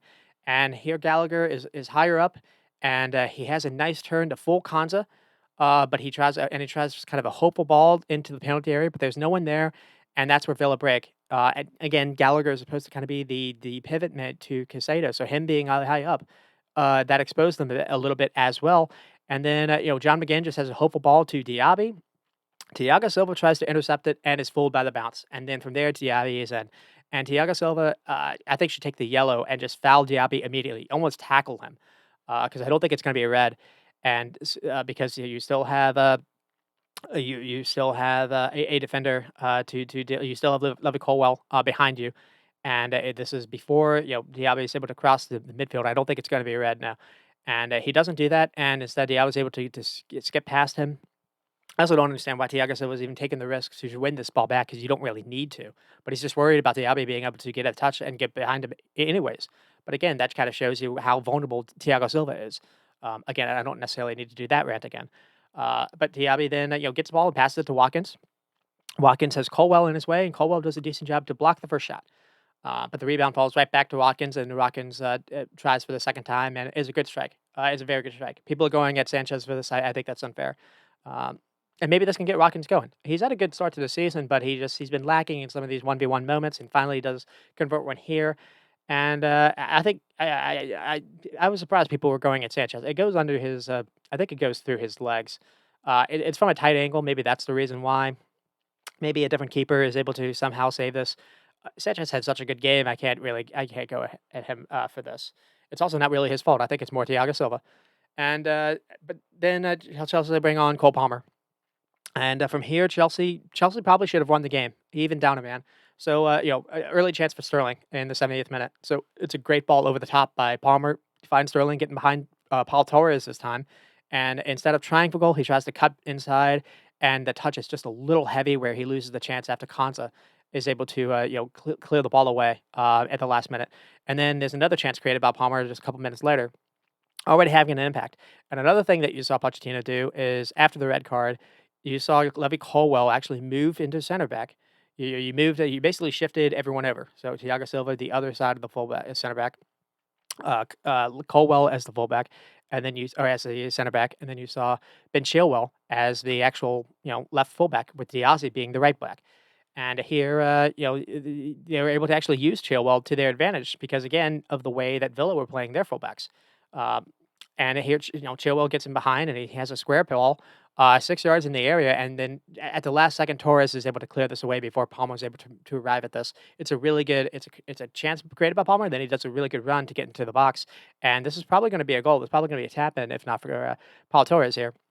But chance after chance for Chelsea, and you're seeing either Emir Martinez making a save, you're seeing Paul Torres having a desperate clearance, or you're seeing Konsa having a desperate clearance, and just you don't really expect that when this many chances when a team is up a man or down a man. So when you have the man advantage, I guess I'll say.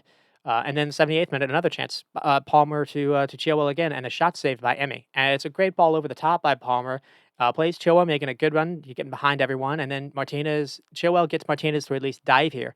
But Chilwell can't really beat him. Maybe the knock you could say at Chilwell is he's just not really that kind of attacking minded player. He likes to create for others.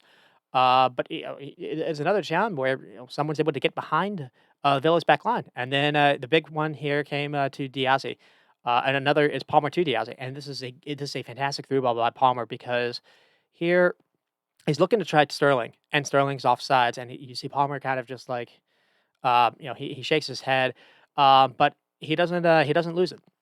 And he's still able to keep his head up, and he sees Diaby to his side of him, he's able to make a run, and he is actually onside, and he plays that, and Diaby is in on goal, and he has a center back's kind of finish. He just slices it out of bounds. Doesn't even get a Martinez to work here. But a thing I like about this is if the game is running at you so fast, where you have you're predetermined where you want to go with the ball, this would have frozen. Maybe a different player in this position, because Palmer's so young, you don't expect this. Maybe a different player in this position sees that Sterling is open and maybe plays the pass anyways, even though they know he's offsides. Instead, he's able to rethink things because the game is going at a slow pace for him already. He can recognize where his surroundings is and still see the other option. And he does a really good job with Diazy here. And again, Diazy did a good job to get into the position. Just he's not this kind of player. Um, and Palmer though Palmer is clearly a player. And then there were a couple chances for Aston Villa. Diaby looked on goal, forced a really good hand save by Sanchez, and then another really good save by Sanchez by Jacob Ramsey in the towards the last minute. And then in the 90th minute, I had a chance for Palmer that I think Palmer's scoring here, and it's blocked by Konza just at the last second, sticking in a leg out to stop this. I don't think Emir Martinez even has a chance to see this. There's so many bodies in there, and Palmer's just able to to get a clever little finish. After ball is sent into a crowded box, and it looks like this is going in. So really good by Konza and really good by Palmer. Palmer came on, and honestly, they could have won the game easily. So if Pochettino has any kind of sense, I expect to see Cole Palmer more because he made them look a lot better. And with Aston Villa, it's weird. It's weird how you get the win and you were this outplayed that was surprising because if not for Emi Martinez, maybe some desperate defending, I think this would have been Newcastle and Liverpool 2.0, where a team comes back and wins being down a man, having the one goal lead. Uh, I mean, 10 shots for Chelsea, for 3 big chances, for Chelsea, 15 for Aston Villa, but 10 it came in the second half, so you're only able to kind of get a couple shots at, to scare Chelsea after you went down a man, or after you went up a man. The passing was 380, Villa 328. Villa's kind of struggling a little bit in possession now. I mean, some positives. You get to see Watkins get on board. That's really good. I think I'll speak about a little bit about Douglas Luiz. I think he's underrated. He doesn't seem to be make a bad decision on the ball, and works really hard to win it back. I think he's press resistant as well, and sometimes Villa aren't necessarily that best on the ball. They like to go really really long. They like to be direct, and sometimes you just need a calmer head on the ball. And I think that's what Luiz offers. And then Martinez was big, but so was Konsa. Now Paul Torres, I thought was kind of getting worked a little bit, and both fullbacks were as well. And Konsa was doing a lot of cleanup duty. And maybe some negatives is Villa like playing that shaky high defensive line. They like pressing, and the way to press high is you usually have to have a high line, but it's not just the high line, it's playing fullbacks constantly upfield as wingers. I think that was costing them nearly, and it nearly cost them here. So it was a weird game. Villa weren't particularly good, but they were able to get the points. Um, if not for a mix of, I mean, who cares if Amy Martinez and others were able to do well. Um, Villa haven't necessarily had the best start to the season. They've had a lot of injuries, so just getting anything, it's away at Stamford Bridge. Yeah, Villa have to be happy about that. But again, I thought it was weird how they were kind of playing a little bit into Chelsea's advantage the way they were playing the fullbacks high, and then with Chelsea, I'm not gonna be nearly as doomer as a lot of people have been online because, I think I saw a lot of positive things in terms of the chances they were creating. Now, obviously, going against a high line, if a team can if you know how to beat it and, a team hasn't been able to stop you, that you kind of know what to look for. So maybe there's some of that as well. I mean, it's good to see Amanda Berger is back, so if Jackson even had got his 5th yellow card, so maybe, I think he's set to miss the next game. Maybe, I don't know if that'll be the league game or if that'll be something, the League Cup game, or that'll be something in the midweek or in the week. But you probably imagine we'll see Amanda Berger going forward. And the elephant in the room is they can't put away chances. And so, how do you? It doesn't matter how much you outplay a team if you can't put anything away. You need to score goals to do this. But I mean, I'll start with the negatives first, but there are some positives. But the misprofiling, I think, is weird. Why, when you signed Casado, everyone assumed it was going to be a Casado and Enzo kind of pivot, not Casado and Gallagher. Gallagher looks out of place playing deeper. And the few chances I thought I saw when they were able to get near the box, I thought they looked threatening. He made a good run earlier when Mudryk played him through a pass to Jackson and forced a save. And I just straight up don't think he's a deep lying playmaker. Um, and also, I think he's not necessarily that great on the ball when he's getting played that deep. And then I think Enzo, that's his bread and butter. So that to me is just really weird to see. And then yeah, the game was lost with the red card, but there were some positives. So let's see. I guess a couple negatives too is another scoreless game and another game where you actually see Reece James miss showing up. If Gusto, Gusto gets the red, so that's one thing too. But just I think Chelsea would have probably won some of these games if they screwed up. Losing 1-0 if just Reece James had been played instead. You can't overstate how big his miss has been, and they've got Fulham and Burnley coming up, so there's a chance to maybe get some points there. But after that, it's a nightmare of games for them. It's Newcastle, it's Tottenham, it's Man United, it's Man City, it's Arsenal, it's all of them. From like mid late October to early December, it is a nightmare of a stretch, and they're already kind of on the caution now. So. And I don't really think, Burnley will be a walk in the park. Well, actually, Burnley have been shown to be very, very vulnerable to this high line. Maybe Fulham. Maybe Fulham with Paulinho won't necessarily be a walk in the park. So, and they're going to go into that game maybe down. We don't necessarily know when Reece James is going to be back. We'll probably see Diaby or Diassi at right back. But I think, if nothing else, that's going to maybe force you to play Colwell at center back again. Maybe shift Silva over, and maybe you can play Chilwell at left back again. That to me has got to be at least. I would do something with Gallagher and Enzo, and I would play Chilwell at left back. I get the idea that he's worried because another thing too that's weird is by playing Colwell at left back. One, he's not going to be offering an overlap run, and he was actually trying to be a little bit more advanced in this game. But you're taking away someone that could be that could help Thiago Silva, in my opinion. I think Thiago Silva is vulnerable when people run at him. So I don't understand why. Again, the way that Pochettino is setting up is weird to me. Some positives though, I think Mudryk does look a little bit better. With Chilwell being able to overlap him, maybe that'll even make him even be stronger. That'll be a nightmare for teams. Just Mudryk needs to show he can shoot, but there's something to think about there. I think Casado maybe had his best game as a Chelsea player. He's doing really well in possession, spraying it to players. I think he was 5 of 5 with long balls, 91% accuracy. And doing well to close down Luiz and Kamara. That's not really an easy midfield to go against. Didn't really get many tackles or duels, but you constantly saw him closing down passing lanes and forcing Douglas Luiz or Kamara to go elsewhere than to try Watkins through the middle. You don't remember Musa Diaby having a lot of success on the ball this game either, and it's because Casado was doing a good job to kind of prevent those balls were being played to him. It's not going to show up in the stat sheet, but that showed up when you were watching it.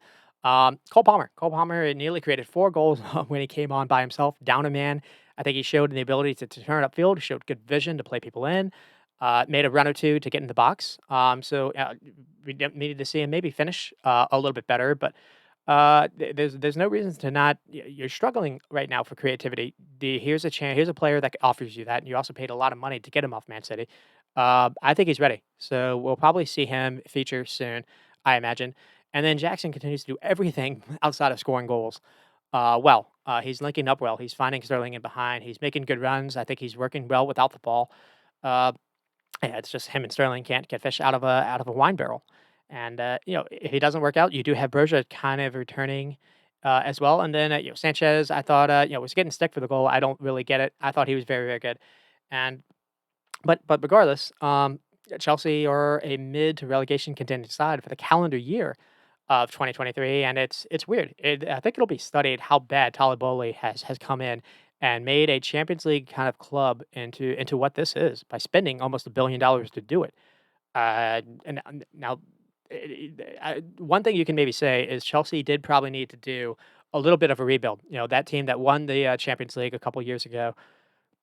It featured. You lost Rudiger on contract. You lost Christensen on contract. Thiago Silva was already up there in age that season. Uh, Pulisic, Havertz, Werner. You figured you were going to eventually have to move on from them anyways. Conte, Kovacic. Kovacic was always unavailable for injury, so you didn't. It did make sense where they were going to have to move some guys over. Lukaku didn't really work out for them. But the way that they've gone about it has been weird. I think starting off with you spent 300 million or so for players that Tuchel wanted, and then you fired him, 5 games into the season. Now, that was I think that's probably the worst mistake he's made because it's been a roller coaster of a ride, and really it's only been downs, no really ups here. And they've been so much money to bring in a new squad. They've had 4 different managers, playing different styles, different players, patterns of play. So it's been hard for players to kind of get some cohesion.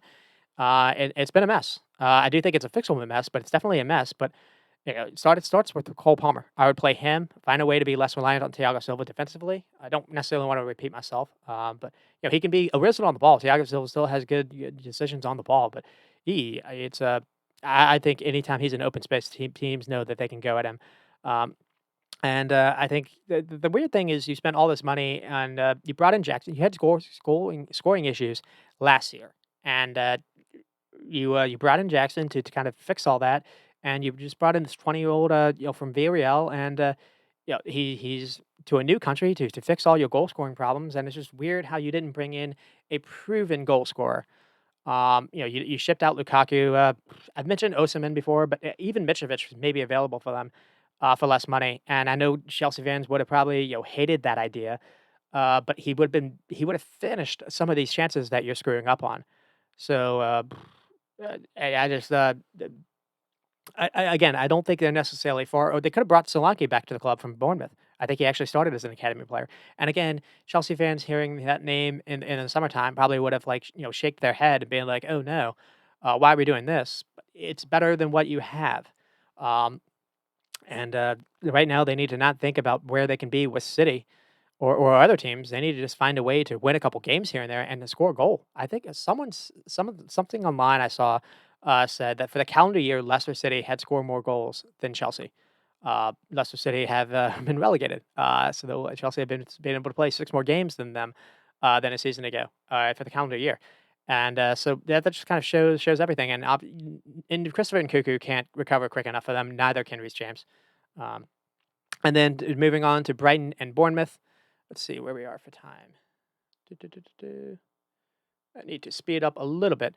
Brighton lose to the first goal with Solanke. A bit of a funny thing with everyone been talking about with the goalkeepers, and we got to see another goalkeeper error here.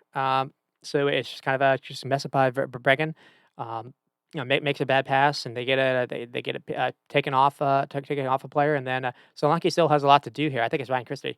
Solanke still has a lot to do here, and he's able to flip it over Bregan. And then it looks like maybe Bournemouth are going to go in with a lead, and then Kirkert has a really bad own goal. Um, it's just kind of a free kick sent in, or I guess it's just a cross sent in by Billy Gilmore, and there's Ferguson and Welbeck playing together, and I think that maybe they're both are threats in the air, and Kirkeras felt like he had to win this, and he just heads it into his net. Um, so there's the momentum shifter, and then Matoma came on in the second half and got a double. Um, but a leading off story was how was Brighton going to rebound from their Europa defeat? I said last week I thought maybe they would be a favorite, and I didn't realize how bad or how strong their group is. Uh, not and the team that I think they have Marseille. They have another clubs that you recognize, and the team that they lost to isn't necessarily supposed to be one of the stronger contenders. So, and they lost that game because I conceded a couple goals on set pieces. So some layover on that. Zerbi also basically played. We shifted some guys around. We got to see Facundo Burnette get a start. We hadn't seen him in a while, and we saw Webster back, and we saw Welbeck and Ferguson kind of tried together, and then Adingra was played on the other side, and I think squad rotation after a Europa loss or a Europa game, I think it makes sense. But for Brecken, getting a couple starts over Jason Steele has been, Brecken had a howler. That's been a little bit different. But I think what you really saw is the way Brighton like to play. It requires everyone kind of knowing how each other likes playing.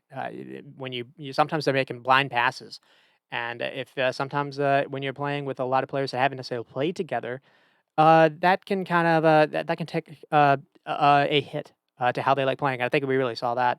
Um, I mean, again, with the goal, it's for Brega just kind of caught on the ball by Ryan Christie, and then Solanke gets the ball and does a good job to finish with it over the top. And there's been a lot of discussion about goalkeepers lately, and Jason Steele benched that description as well. And then there's maybe a PK shout here for Tavernier. It's 50-50, but Tavernier also makes a meal of it. But I think Dengra has his hands raised, so maybe Bournemouth are a little unlucky here, and then they're really unlucky with the own goal. And then, 1-1 at halftime, Brighton made some changes, brought on Matone, brought on Fati, and that won them the game. Uh, Instant impact off the bench, I guess you could really say. I mean, Fadi gets the ball in the wing and then plays a pass to Dahoud to his side in the penalty area, and then Dahoud sees Matoma running off him and quickly backheels it to Matoma, and Matoma, with his pace, is able to collect it with his first touch, not lose stride, and toe pokes it back in the net before a sliding challenge can come. It's such a good goal because the touch that Matoma has to collect this, it's not easy to do, not with the speed he's on. A heavy touch here, and the chance is lost, and then he gets he gets his second goal. Um, and it's instant impact by Carlos Balba. So that's good to see. And he's maybe unlucky, maybe a little lucky here, but because he first wins the ball off Sameo, and then carries the ball well in the beginning, but loses it, but to someone catching it from behind. But he quickly does the same thing to win the ball back by sliding in from behind himself to win the ball back. The ref allows it, and then from there, Brighton get the ball out to the wing. Stupian's out there, and he sends a cross that finds Matoma kind of splitting, making a run from the central area, which was kind of interesting. And he splits the center backs with a really good run and heads it home. And then, from there, Bournemouth do well to at least, make this interesting. So a couple chances caused by Semedo and Brooks. So here, it's a good save by for Breka here. Uh, uh, Semedo kind of gets a shot in the box, forces a save.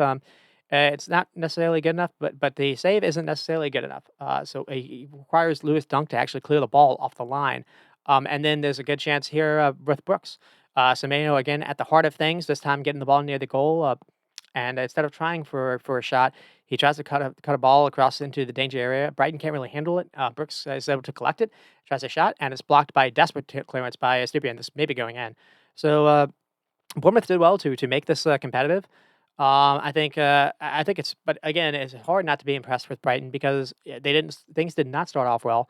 A lot of squad rotation, and again, when you're trying to pass from the back, and you need to know where everyone is and what passes and runs, certain players like, and so I think they were struggling a little bit with that, and they're still able to take hold of the game after the second half changes. Defensively, still have some issues though. Didn't have the best go of it in Europa. Uh, Three big chances for Brighton, three big chances for Bournemouth, 12 shots for Bournemouth, 13 for Brighton, 62% possession, 449 for Brighton, and passing 249 for Bournemouth. Bournemouth still kind of struggling a little bit in possession, but in attack, they're fun. They've got a lot of ways to hit teams, and I liked how they didn't give up, even going down 2 goals. They gave Brighton probably fans bit of a scare that final 15 minutes. But again, still you playing okay in a lot of these games, and just the results aren't really showing up. So how patient are the ownership going to be with this with Alviola? We'll have to see. With Brighton, yeah, how are they going to handle that loss in Europe? And Evan Ferguson didn't necessarily have his best go of it, but I think there'll be better days. They don't necessarily need to harp on that. I'm going to say this: I liked what I saw from Carlos Balba. I thought able to get some minutes debuting. I thought that was good. You imagine he's probably been brought in to kind of be your kind of ball winning Casado replacement, and he looks good doing that. He's at the heart for the second goal or third goal. And obviously, Matoma is so important to how Brighton plays. Sometimes you lose track of it when he's not necessarily scoring. But he reminded everyone here with 2 great goals, strikers finishes in some of these, and just anytime he's always looking to stretch teams, and he's got such a really good touch, and you never really see him really losing. But sometimes he'll try to take too many players on, but he's always going. He's always got a good engine on him, and that Stupi and Matoma connection on the wing side is one of the best in England, if not Europe.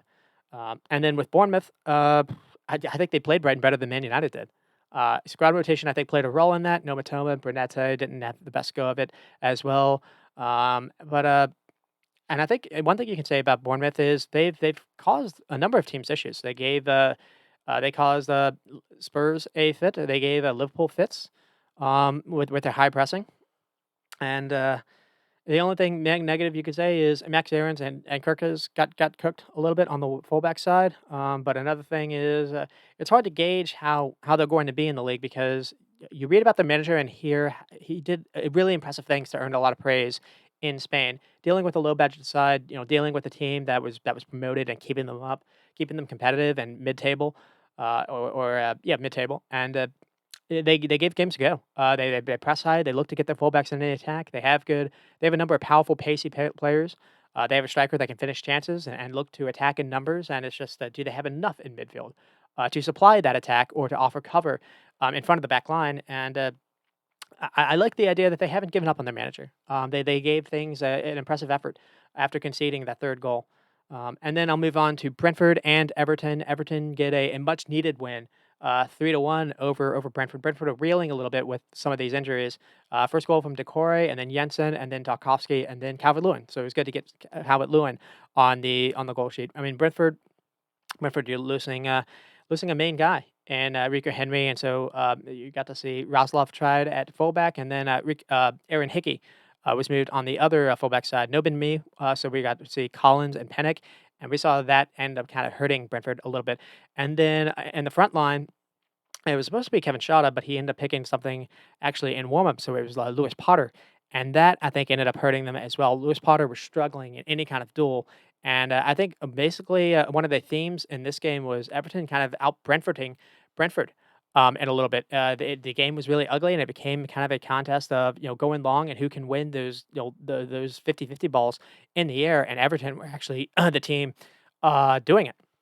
Brentford were really, really struggling with that. Brentford that used to be Brentford's bread and butter. Going long to Tony knocking a header down to and Bremer were kind of making a run behind. With Everton, one player that was different starting was James Garner. James Garner got a start over at Danjuma, and I think that was a good play by Dyche. Garner had maybe he was at the heart of two goals, so I thought that was pretty good. And I thought it was interesting to see. I kind of disagree with the graphic. I thought it was a 4-2-3-1 where Guy and Onana played together in a pivot. It wasn't just Onana by himself or Gahi by himself. And you saw Decore almost played as like a 10 or like a second striker. And that worked out to their advantage as well. I mean, early on, there's a chance in the 4th minute, and it leads to a corner kick where Everton scored. But I want to highlight this passage of play because it tells the story of the game. Collins has the ball and plays a really poor pass to Mbremo, who's cornered on the sideline. He can't go anywhere, and he makes a poor pass attempt himself to give him the ball away. Everton retake possession, and Braithwaite floats a ball towards Beto. Beto beats Collins on his shoulder and flicks a header over the top for Decore to run onto, and then Decore then passes it back to McNeil, who gets Roslov to block it for a corner kick that goes out of bounds. And then, in the 5th minute, where does Everton going to look for the goals? Because they're struggling with that. And how about the guy that single-handedly kept them up last season with Decore's goals was Brighton, if you remember that. And then the final game was Bournemouth, a fantastic goal that kept them up. And here, it's just a corner kick, and Flecken punches it away. But Everton then win the loose ball. Ashley Young beats Mbremo, finds James Garner, who floats a ball into the penalty area. Tarkovsky then knocks it down, and Decore had one time set into the net. It's a really good finish by Decore, and Tarkovsky has a lot of issues defensively to me, but he's also a weapon in the air, and you saw that here. You also saw that for his goal. And then the 14th chance, there's a chance for McNeil, and the shot just flashes wide of the post inside the box. Flecken looked like he had it covered, but it's a carbon copy of the moment that happened before the corner kick. Braithwaite floats the ball upfield, Beto then wins the header, flicks it forward. McNeil is able to run onto the loose ball, beating Pennick and Roslov to the ball, and gets near to the penalty area and tries for the corner, and just drags it wide. Uh, I thought Brentford were really struggling to get into the game. I thought they were poor passing, and I thought they were losing nearly every 50-50 duel. And going into the game with a thin squad already, I thought the injuries were really showing up.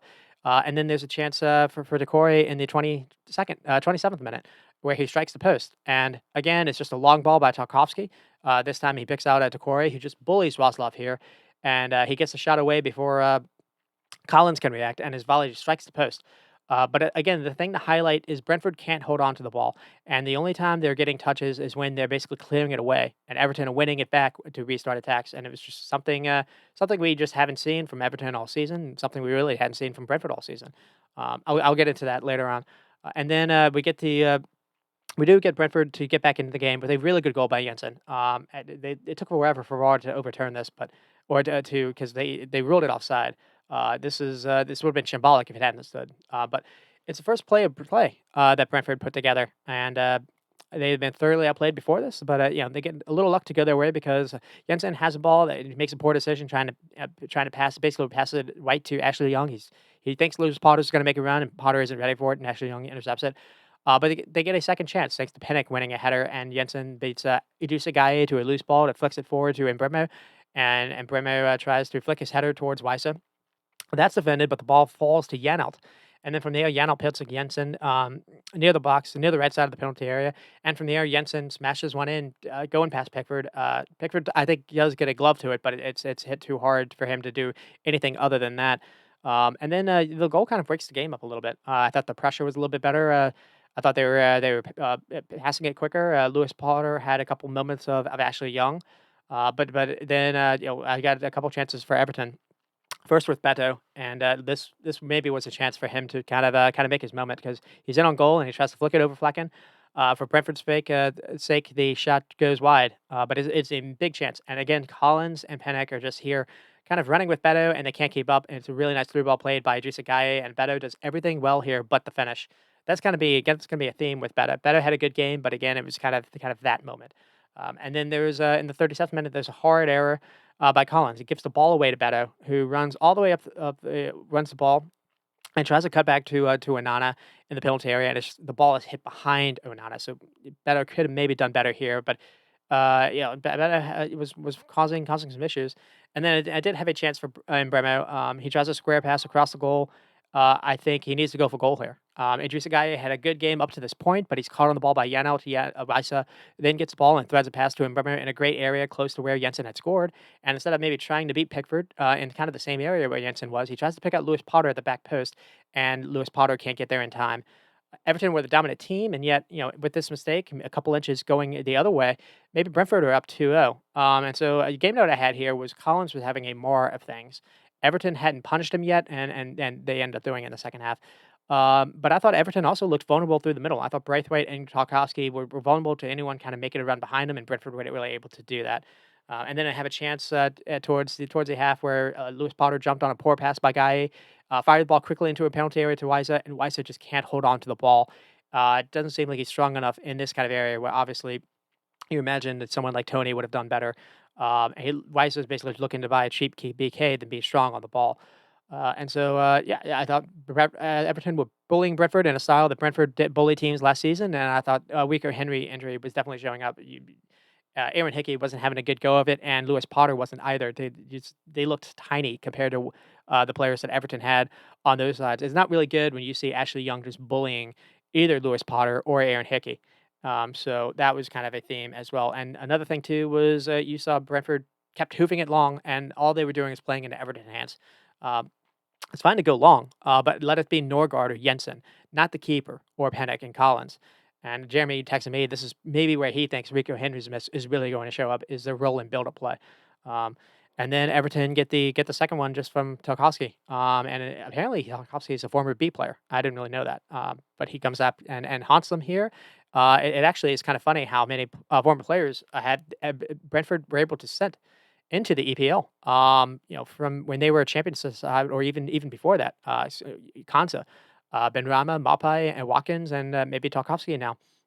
And this is just a corner kick. It's good delivery by McNeil, but Tarkowski just beats Jensen in the air. I don't get why you don't have Collins on Tarkowski or someone else. Maybe they do zone marking, but I wouldn't have Jensen on Tarkowski. And then Brentford do nearly equalize on this is probably the last chance they had. It's a set piece themselves. It's just not their day, though. Everton have a lot of bodies to block this, and then Everton get the third with Calvert-Lewin.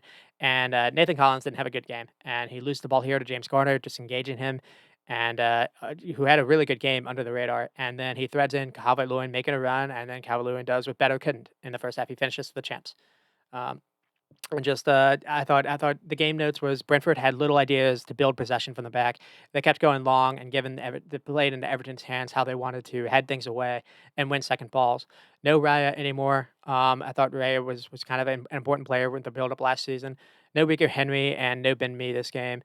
And just Collins, Flecken, and Panak were just really poor on the ball, and that really showed up. Everton needed this though. It looks just when just to see the ball go in the net and to get three of them to go in, and also for having Calvert-Lewin to kind of be one of your goal scorers. It's still not convincing though, given how their back line looked. And I think for Brentford fans need to maybe accept it's a transition kind of year. Uh, the goal just needs to be staying up, being in a comfortable spot when you can maybe get Tony in January, or if some team tries to sign Tony, finding a way to get some cash for that, and to turn that around, and to get some players back. I don't understand the idea of why they let Arsenal get David Raya on loan without any kind of money. The money comes next season. If they go down because of that, that's going to look like a really hard decision. So hopefully that doesn't happen. I would feel a little bit better in Brentford if they had someone like David Raya still, but we'll have to see. I mean, Everton had 18 shots and 6 on target, 5 big chances for Brentford, 4 big chances for Everton.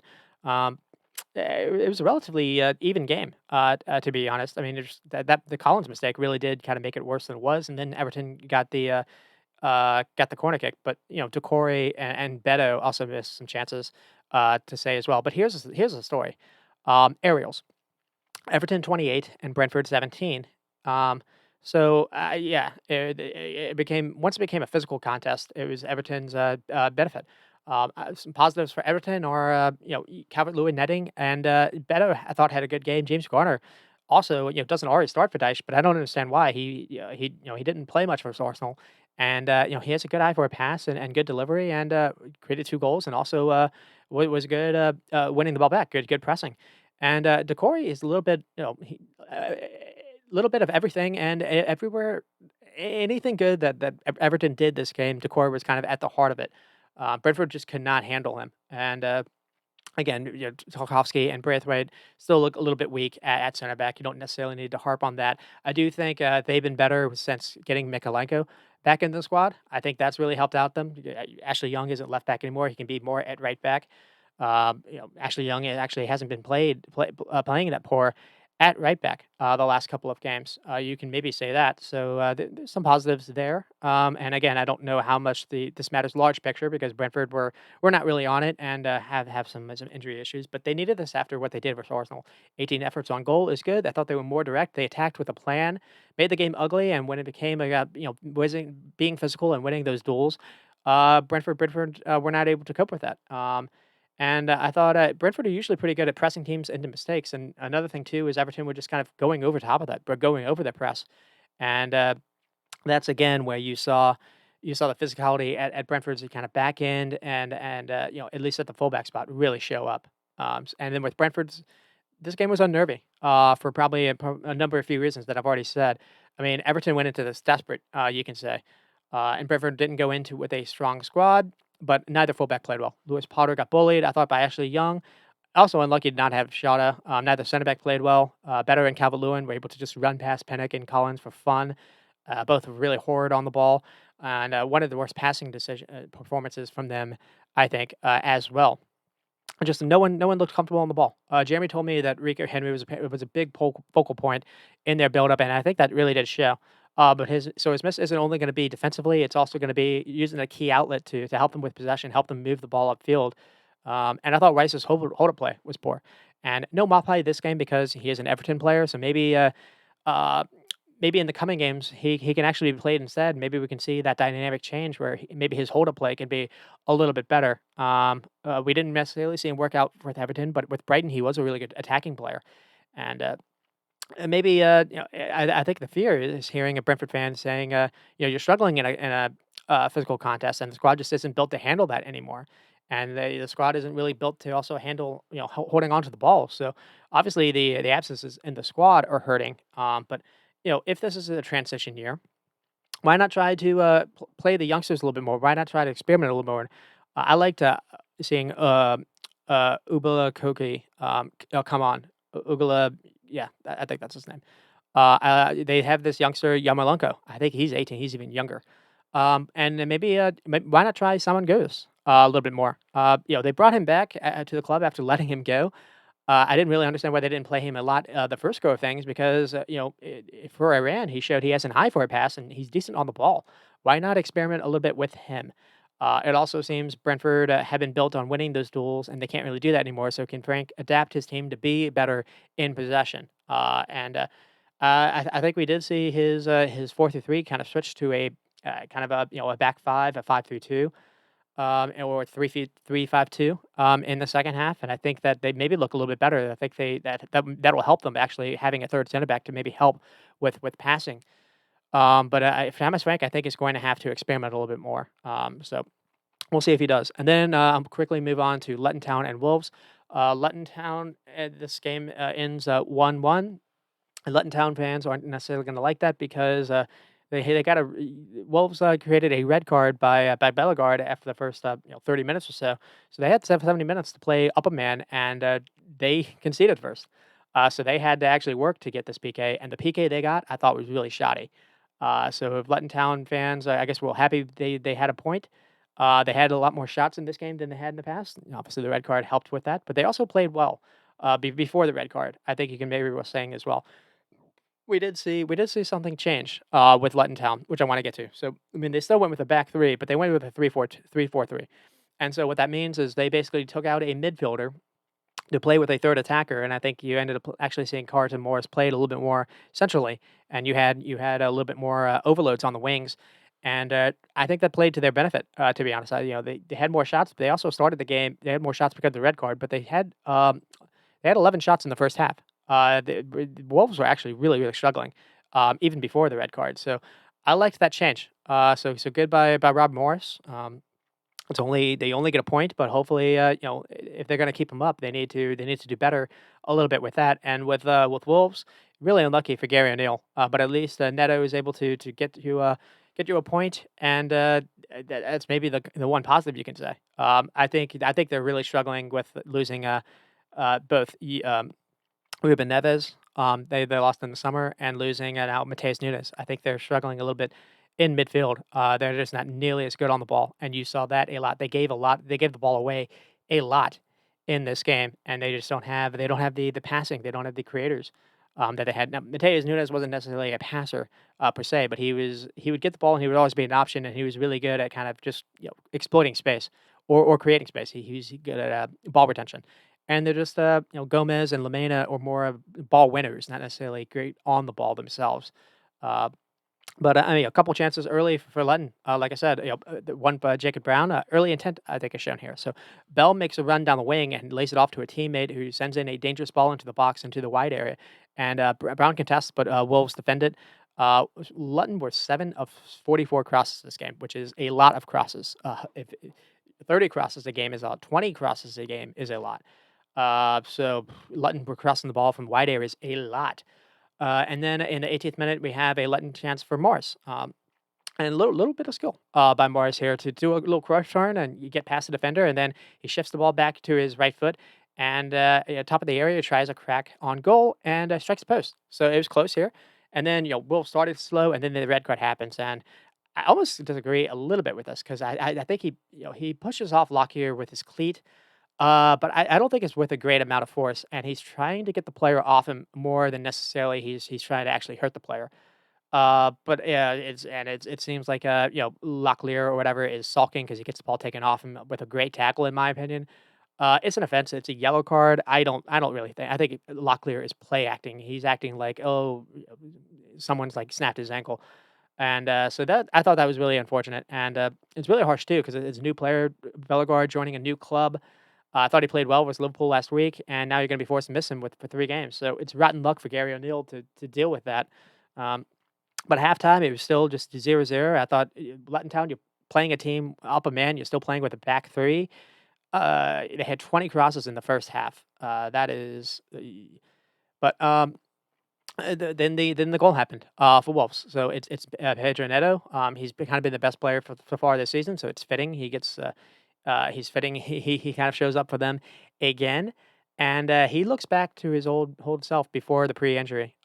He's back to his COVID times, and that if you're a Wolves fan, if nothing else, that's something to be hopeful about. I mean, Luton have a poor giveaway here. Doughty just kind of jumps onto a loose ball and plays a hopeful ball to Neto to chase, and Neto beats Locklear to a loose ball, and then he cuts inside and cuts towards goal and roofs it past Kaminsky. And it's a brilliant individual goal. And this just comes from him kind of playing on the right side of the field versus Liverpool. He's on the left side, so he can play both sides of the field as well. And if he has his pace again, he's quite a player. Maybe he could even get into the Portugal squad. So that's big for Wolves to have him back because he can not only create, he's got goals in him, and if he has his pace, he can lead to goals. In a side that's really struggling for that. So that'll be good for them to see. And then there was a chance here in the 67th minute, free kick awarded to Wolves. It's great delivery sent in by Neto again, back post. And Lamena gets a header. It's going towards goal, but Kaminsky is forced to make a couple saves back to back here. And then we get to the PK. And I really am iffy on this because I'm on record saying defenders need to go into challenges without with their hands behind their back. But here the ball deflects off Gomez's foot, and then it strikes the hand. And in my opinion, it's not the same thing as someone having a high hand and stopping up a shot directly. But to that point, but another thing to say is in the replay, you see Tati Gomez holding his hands behind his back just in case. So other teams, some players recognize to do this. Everyone needs to recognize to do this. And it's given, and Morris converts to PK. And then a couple Luton chances to win this. Akbini has one where there's a shot from Impanzu. It deflects into Mbini's pass. I think he does finish the shot post Jose Sa, but it's a yard offside. He thought he had won the game. And then Luton Town had a chance with Woodrow, and the shot is poor from Woodrow. But I want to highlight because of how the cross is sent in by Burnley towards Adebayo. causes Jose Sa to come out and try to punch the ball away. He falls down, but he leaves open an open net. And then just why wasn't Adebayo brought on a little bit earlier than this? You have a team that's really defending hard. You're sending 44 crosses into a game. Why not bring your 6'4" attacker? Why not bring him on the field a little bit earlier? That'd be the only thing I would say that I was surprised with Morris. Again, more shots attacking. I think I said 18 for the game, where they had 20 shots for the game. Only 4 on target, but at least 20 shots. They've struggled a little bit before that, but they had 11 shots in the first half before the red card. Uh, but yeah, let's see. I mean, they're still struggling to possess the ball. 322 passes. Wolves with 300 and 226 passes. You figure a side would struggle, playing down a man, but I think they're struggling even before that. So there's something to say about that. And with Luton Town, I like the new shape that they were able to play. Playing with that third attacker, but it is a blown opportunity. I don't understand why you didn't try to bring on Adebayo a little bit earlier. Yeah, you brought him on in the 85th minute. He's a 6'4" towering attacker, and you're trying so many crosses into the game. Edwards had nothing but positive things to say. I get you want to try to be positive. I do think the shape helped them out. You still able to play with wing backs, but still play with 3 attackers. I think that's maybe led to some of this. But uh, they were a little bit more aggressive in this game. The stats bore that out. But to concede the Neto goal the way they did, and they get a point because of the dodgy penalty. At home, I don't think it's necessarily good enough to think you're going to stay up. One thing I will say is switching Bell to a third center back and playing Alfred Doughty, I think suits them as well. I think Doughty actually had a pretty good game. He was able to create some overloads. You actually saw Bell and Doughty kind of switching off, and it was really hard for Wolves to struggle with that. That's the reason. The reason why they were able to get so many crosses in is they always had an overlap. They always had an overload. And I did like that. So I did like that kind of change. But again, the attacking play did boil down to just crossing a hopeful shot into the penalty area. And they have Everton next week, and I think the one thing you can maybe credit Everton for is they're good at defending crosses in the air. The issue more is having Tarkowski having someone running behind him, or someone playing something clever in a box. Tarkowski's really good at just being able to see where a ball is crossed in and to head it. So I don't necessarily know if that's going to work for Everton, but we'll have to see. And then with Wolves, it's just positive to rebound after the red card offense. I think they're unlucky twice here for reasons I said. I don't really understand why they let Mateus Nunes go. They did bring Bellegarde in, but you're going to be without him now. Maybe it's time to see Enzo, that Enzo player, come in, or we might say Babacar Traore, who actually came on in the second half. I do think it's unlucky here because of VAR. I don't understand why they didn't take a second look at that PK. And it's cost them points a couple of times now. If you don't remember, they were at the shaky end of a decision with Man United. The first week of the season. And then with Crystal Palace and Fulham, I'll end with this game because it ended 0-0. Not a ton to really talk about. Fulham had the majority of the chances, but it was quite scant. Palace did not play a good game, 7 shots and 3 on target. Fulham with 10 shots and 5. Neither team was really great in possession. I will say this with Fulham, they've been ever since Paulinho has gotten back in the squad. They've been harder to score against. I mean, neither side really deserved much in this game. Maybe Palace had a shot for a PK with Eze. I thought because we basically bulldozed Eze over. I think maybe you could say Will Hughes hasn't necessarily been bad, but I think they're missing Jefferson Lerma a little bit more. I think Lerma offers a little bit more creativity on the ball. And the positive side you can say is they're close to getting Elise back. That'll maybe help with them creatively wise. And with Fulham kind of scant. I mean, they're struggling to score. It's a squad that kind of looks set to struggle a little bit this season. I do like what I've seen when Iwobi's gotten some game time, though. It seems he offers a little bit something on the ball, a little bit better than what they have. So I'd like to maybe see that more of that. And then spoke last week about Carlos Vinicius. It's maybe harsh, but Jimenez isn't necessarily putting the chances away that Mitrovic did for them last season. And it's not exactly. I'm not saying he's playing bad in these games, but because he is getting close, he's doing some good stuff with the ball, without the ball, making good runs, getting into good areas. He had a couple shots in that first half that, and Pereira had a good pass to him, and maybe another day, a different keeper kind of keeps that from going in, but. So that's promising, but he just isn't necessarily finishing these off. There's also a chance in the second half where it looked like he was played in, and a little less power on a square pass to Pereira. I think Pereira has a tap in the second half, but uh, it may be time to think about trying Vinicius a little bit more. But yeah, I think you're actually seeing both of these teams start to struggle a little bit. Palace ended up actually playing a very weak side versus Man United because they have him in the next. They have them this coming week, and yeah, I don't know. There are only so many times when there are only so many things where someone like Decore can do without the ball. They're struggling to find any kind of way to keep it, and it was just this was a very very very rough game to say the least. And so that is it. That is it for the week 6 review show, and I guess I'll be back next week to do week 7. And with that said, use that squatting and stop recording.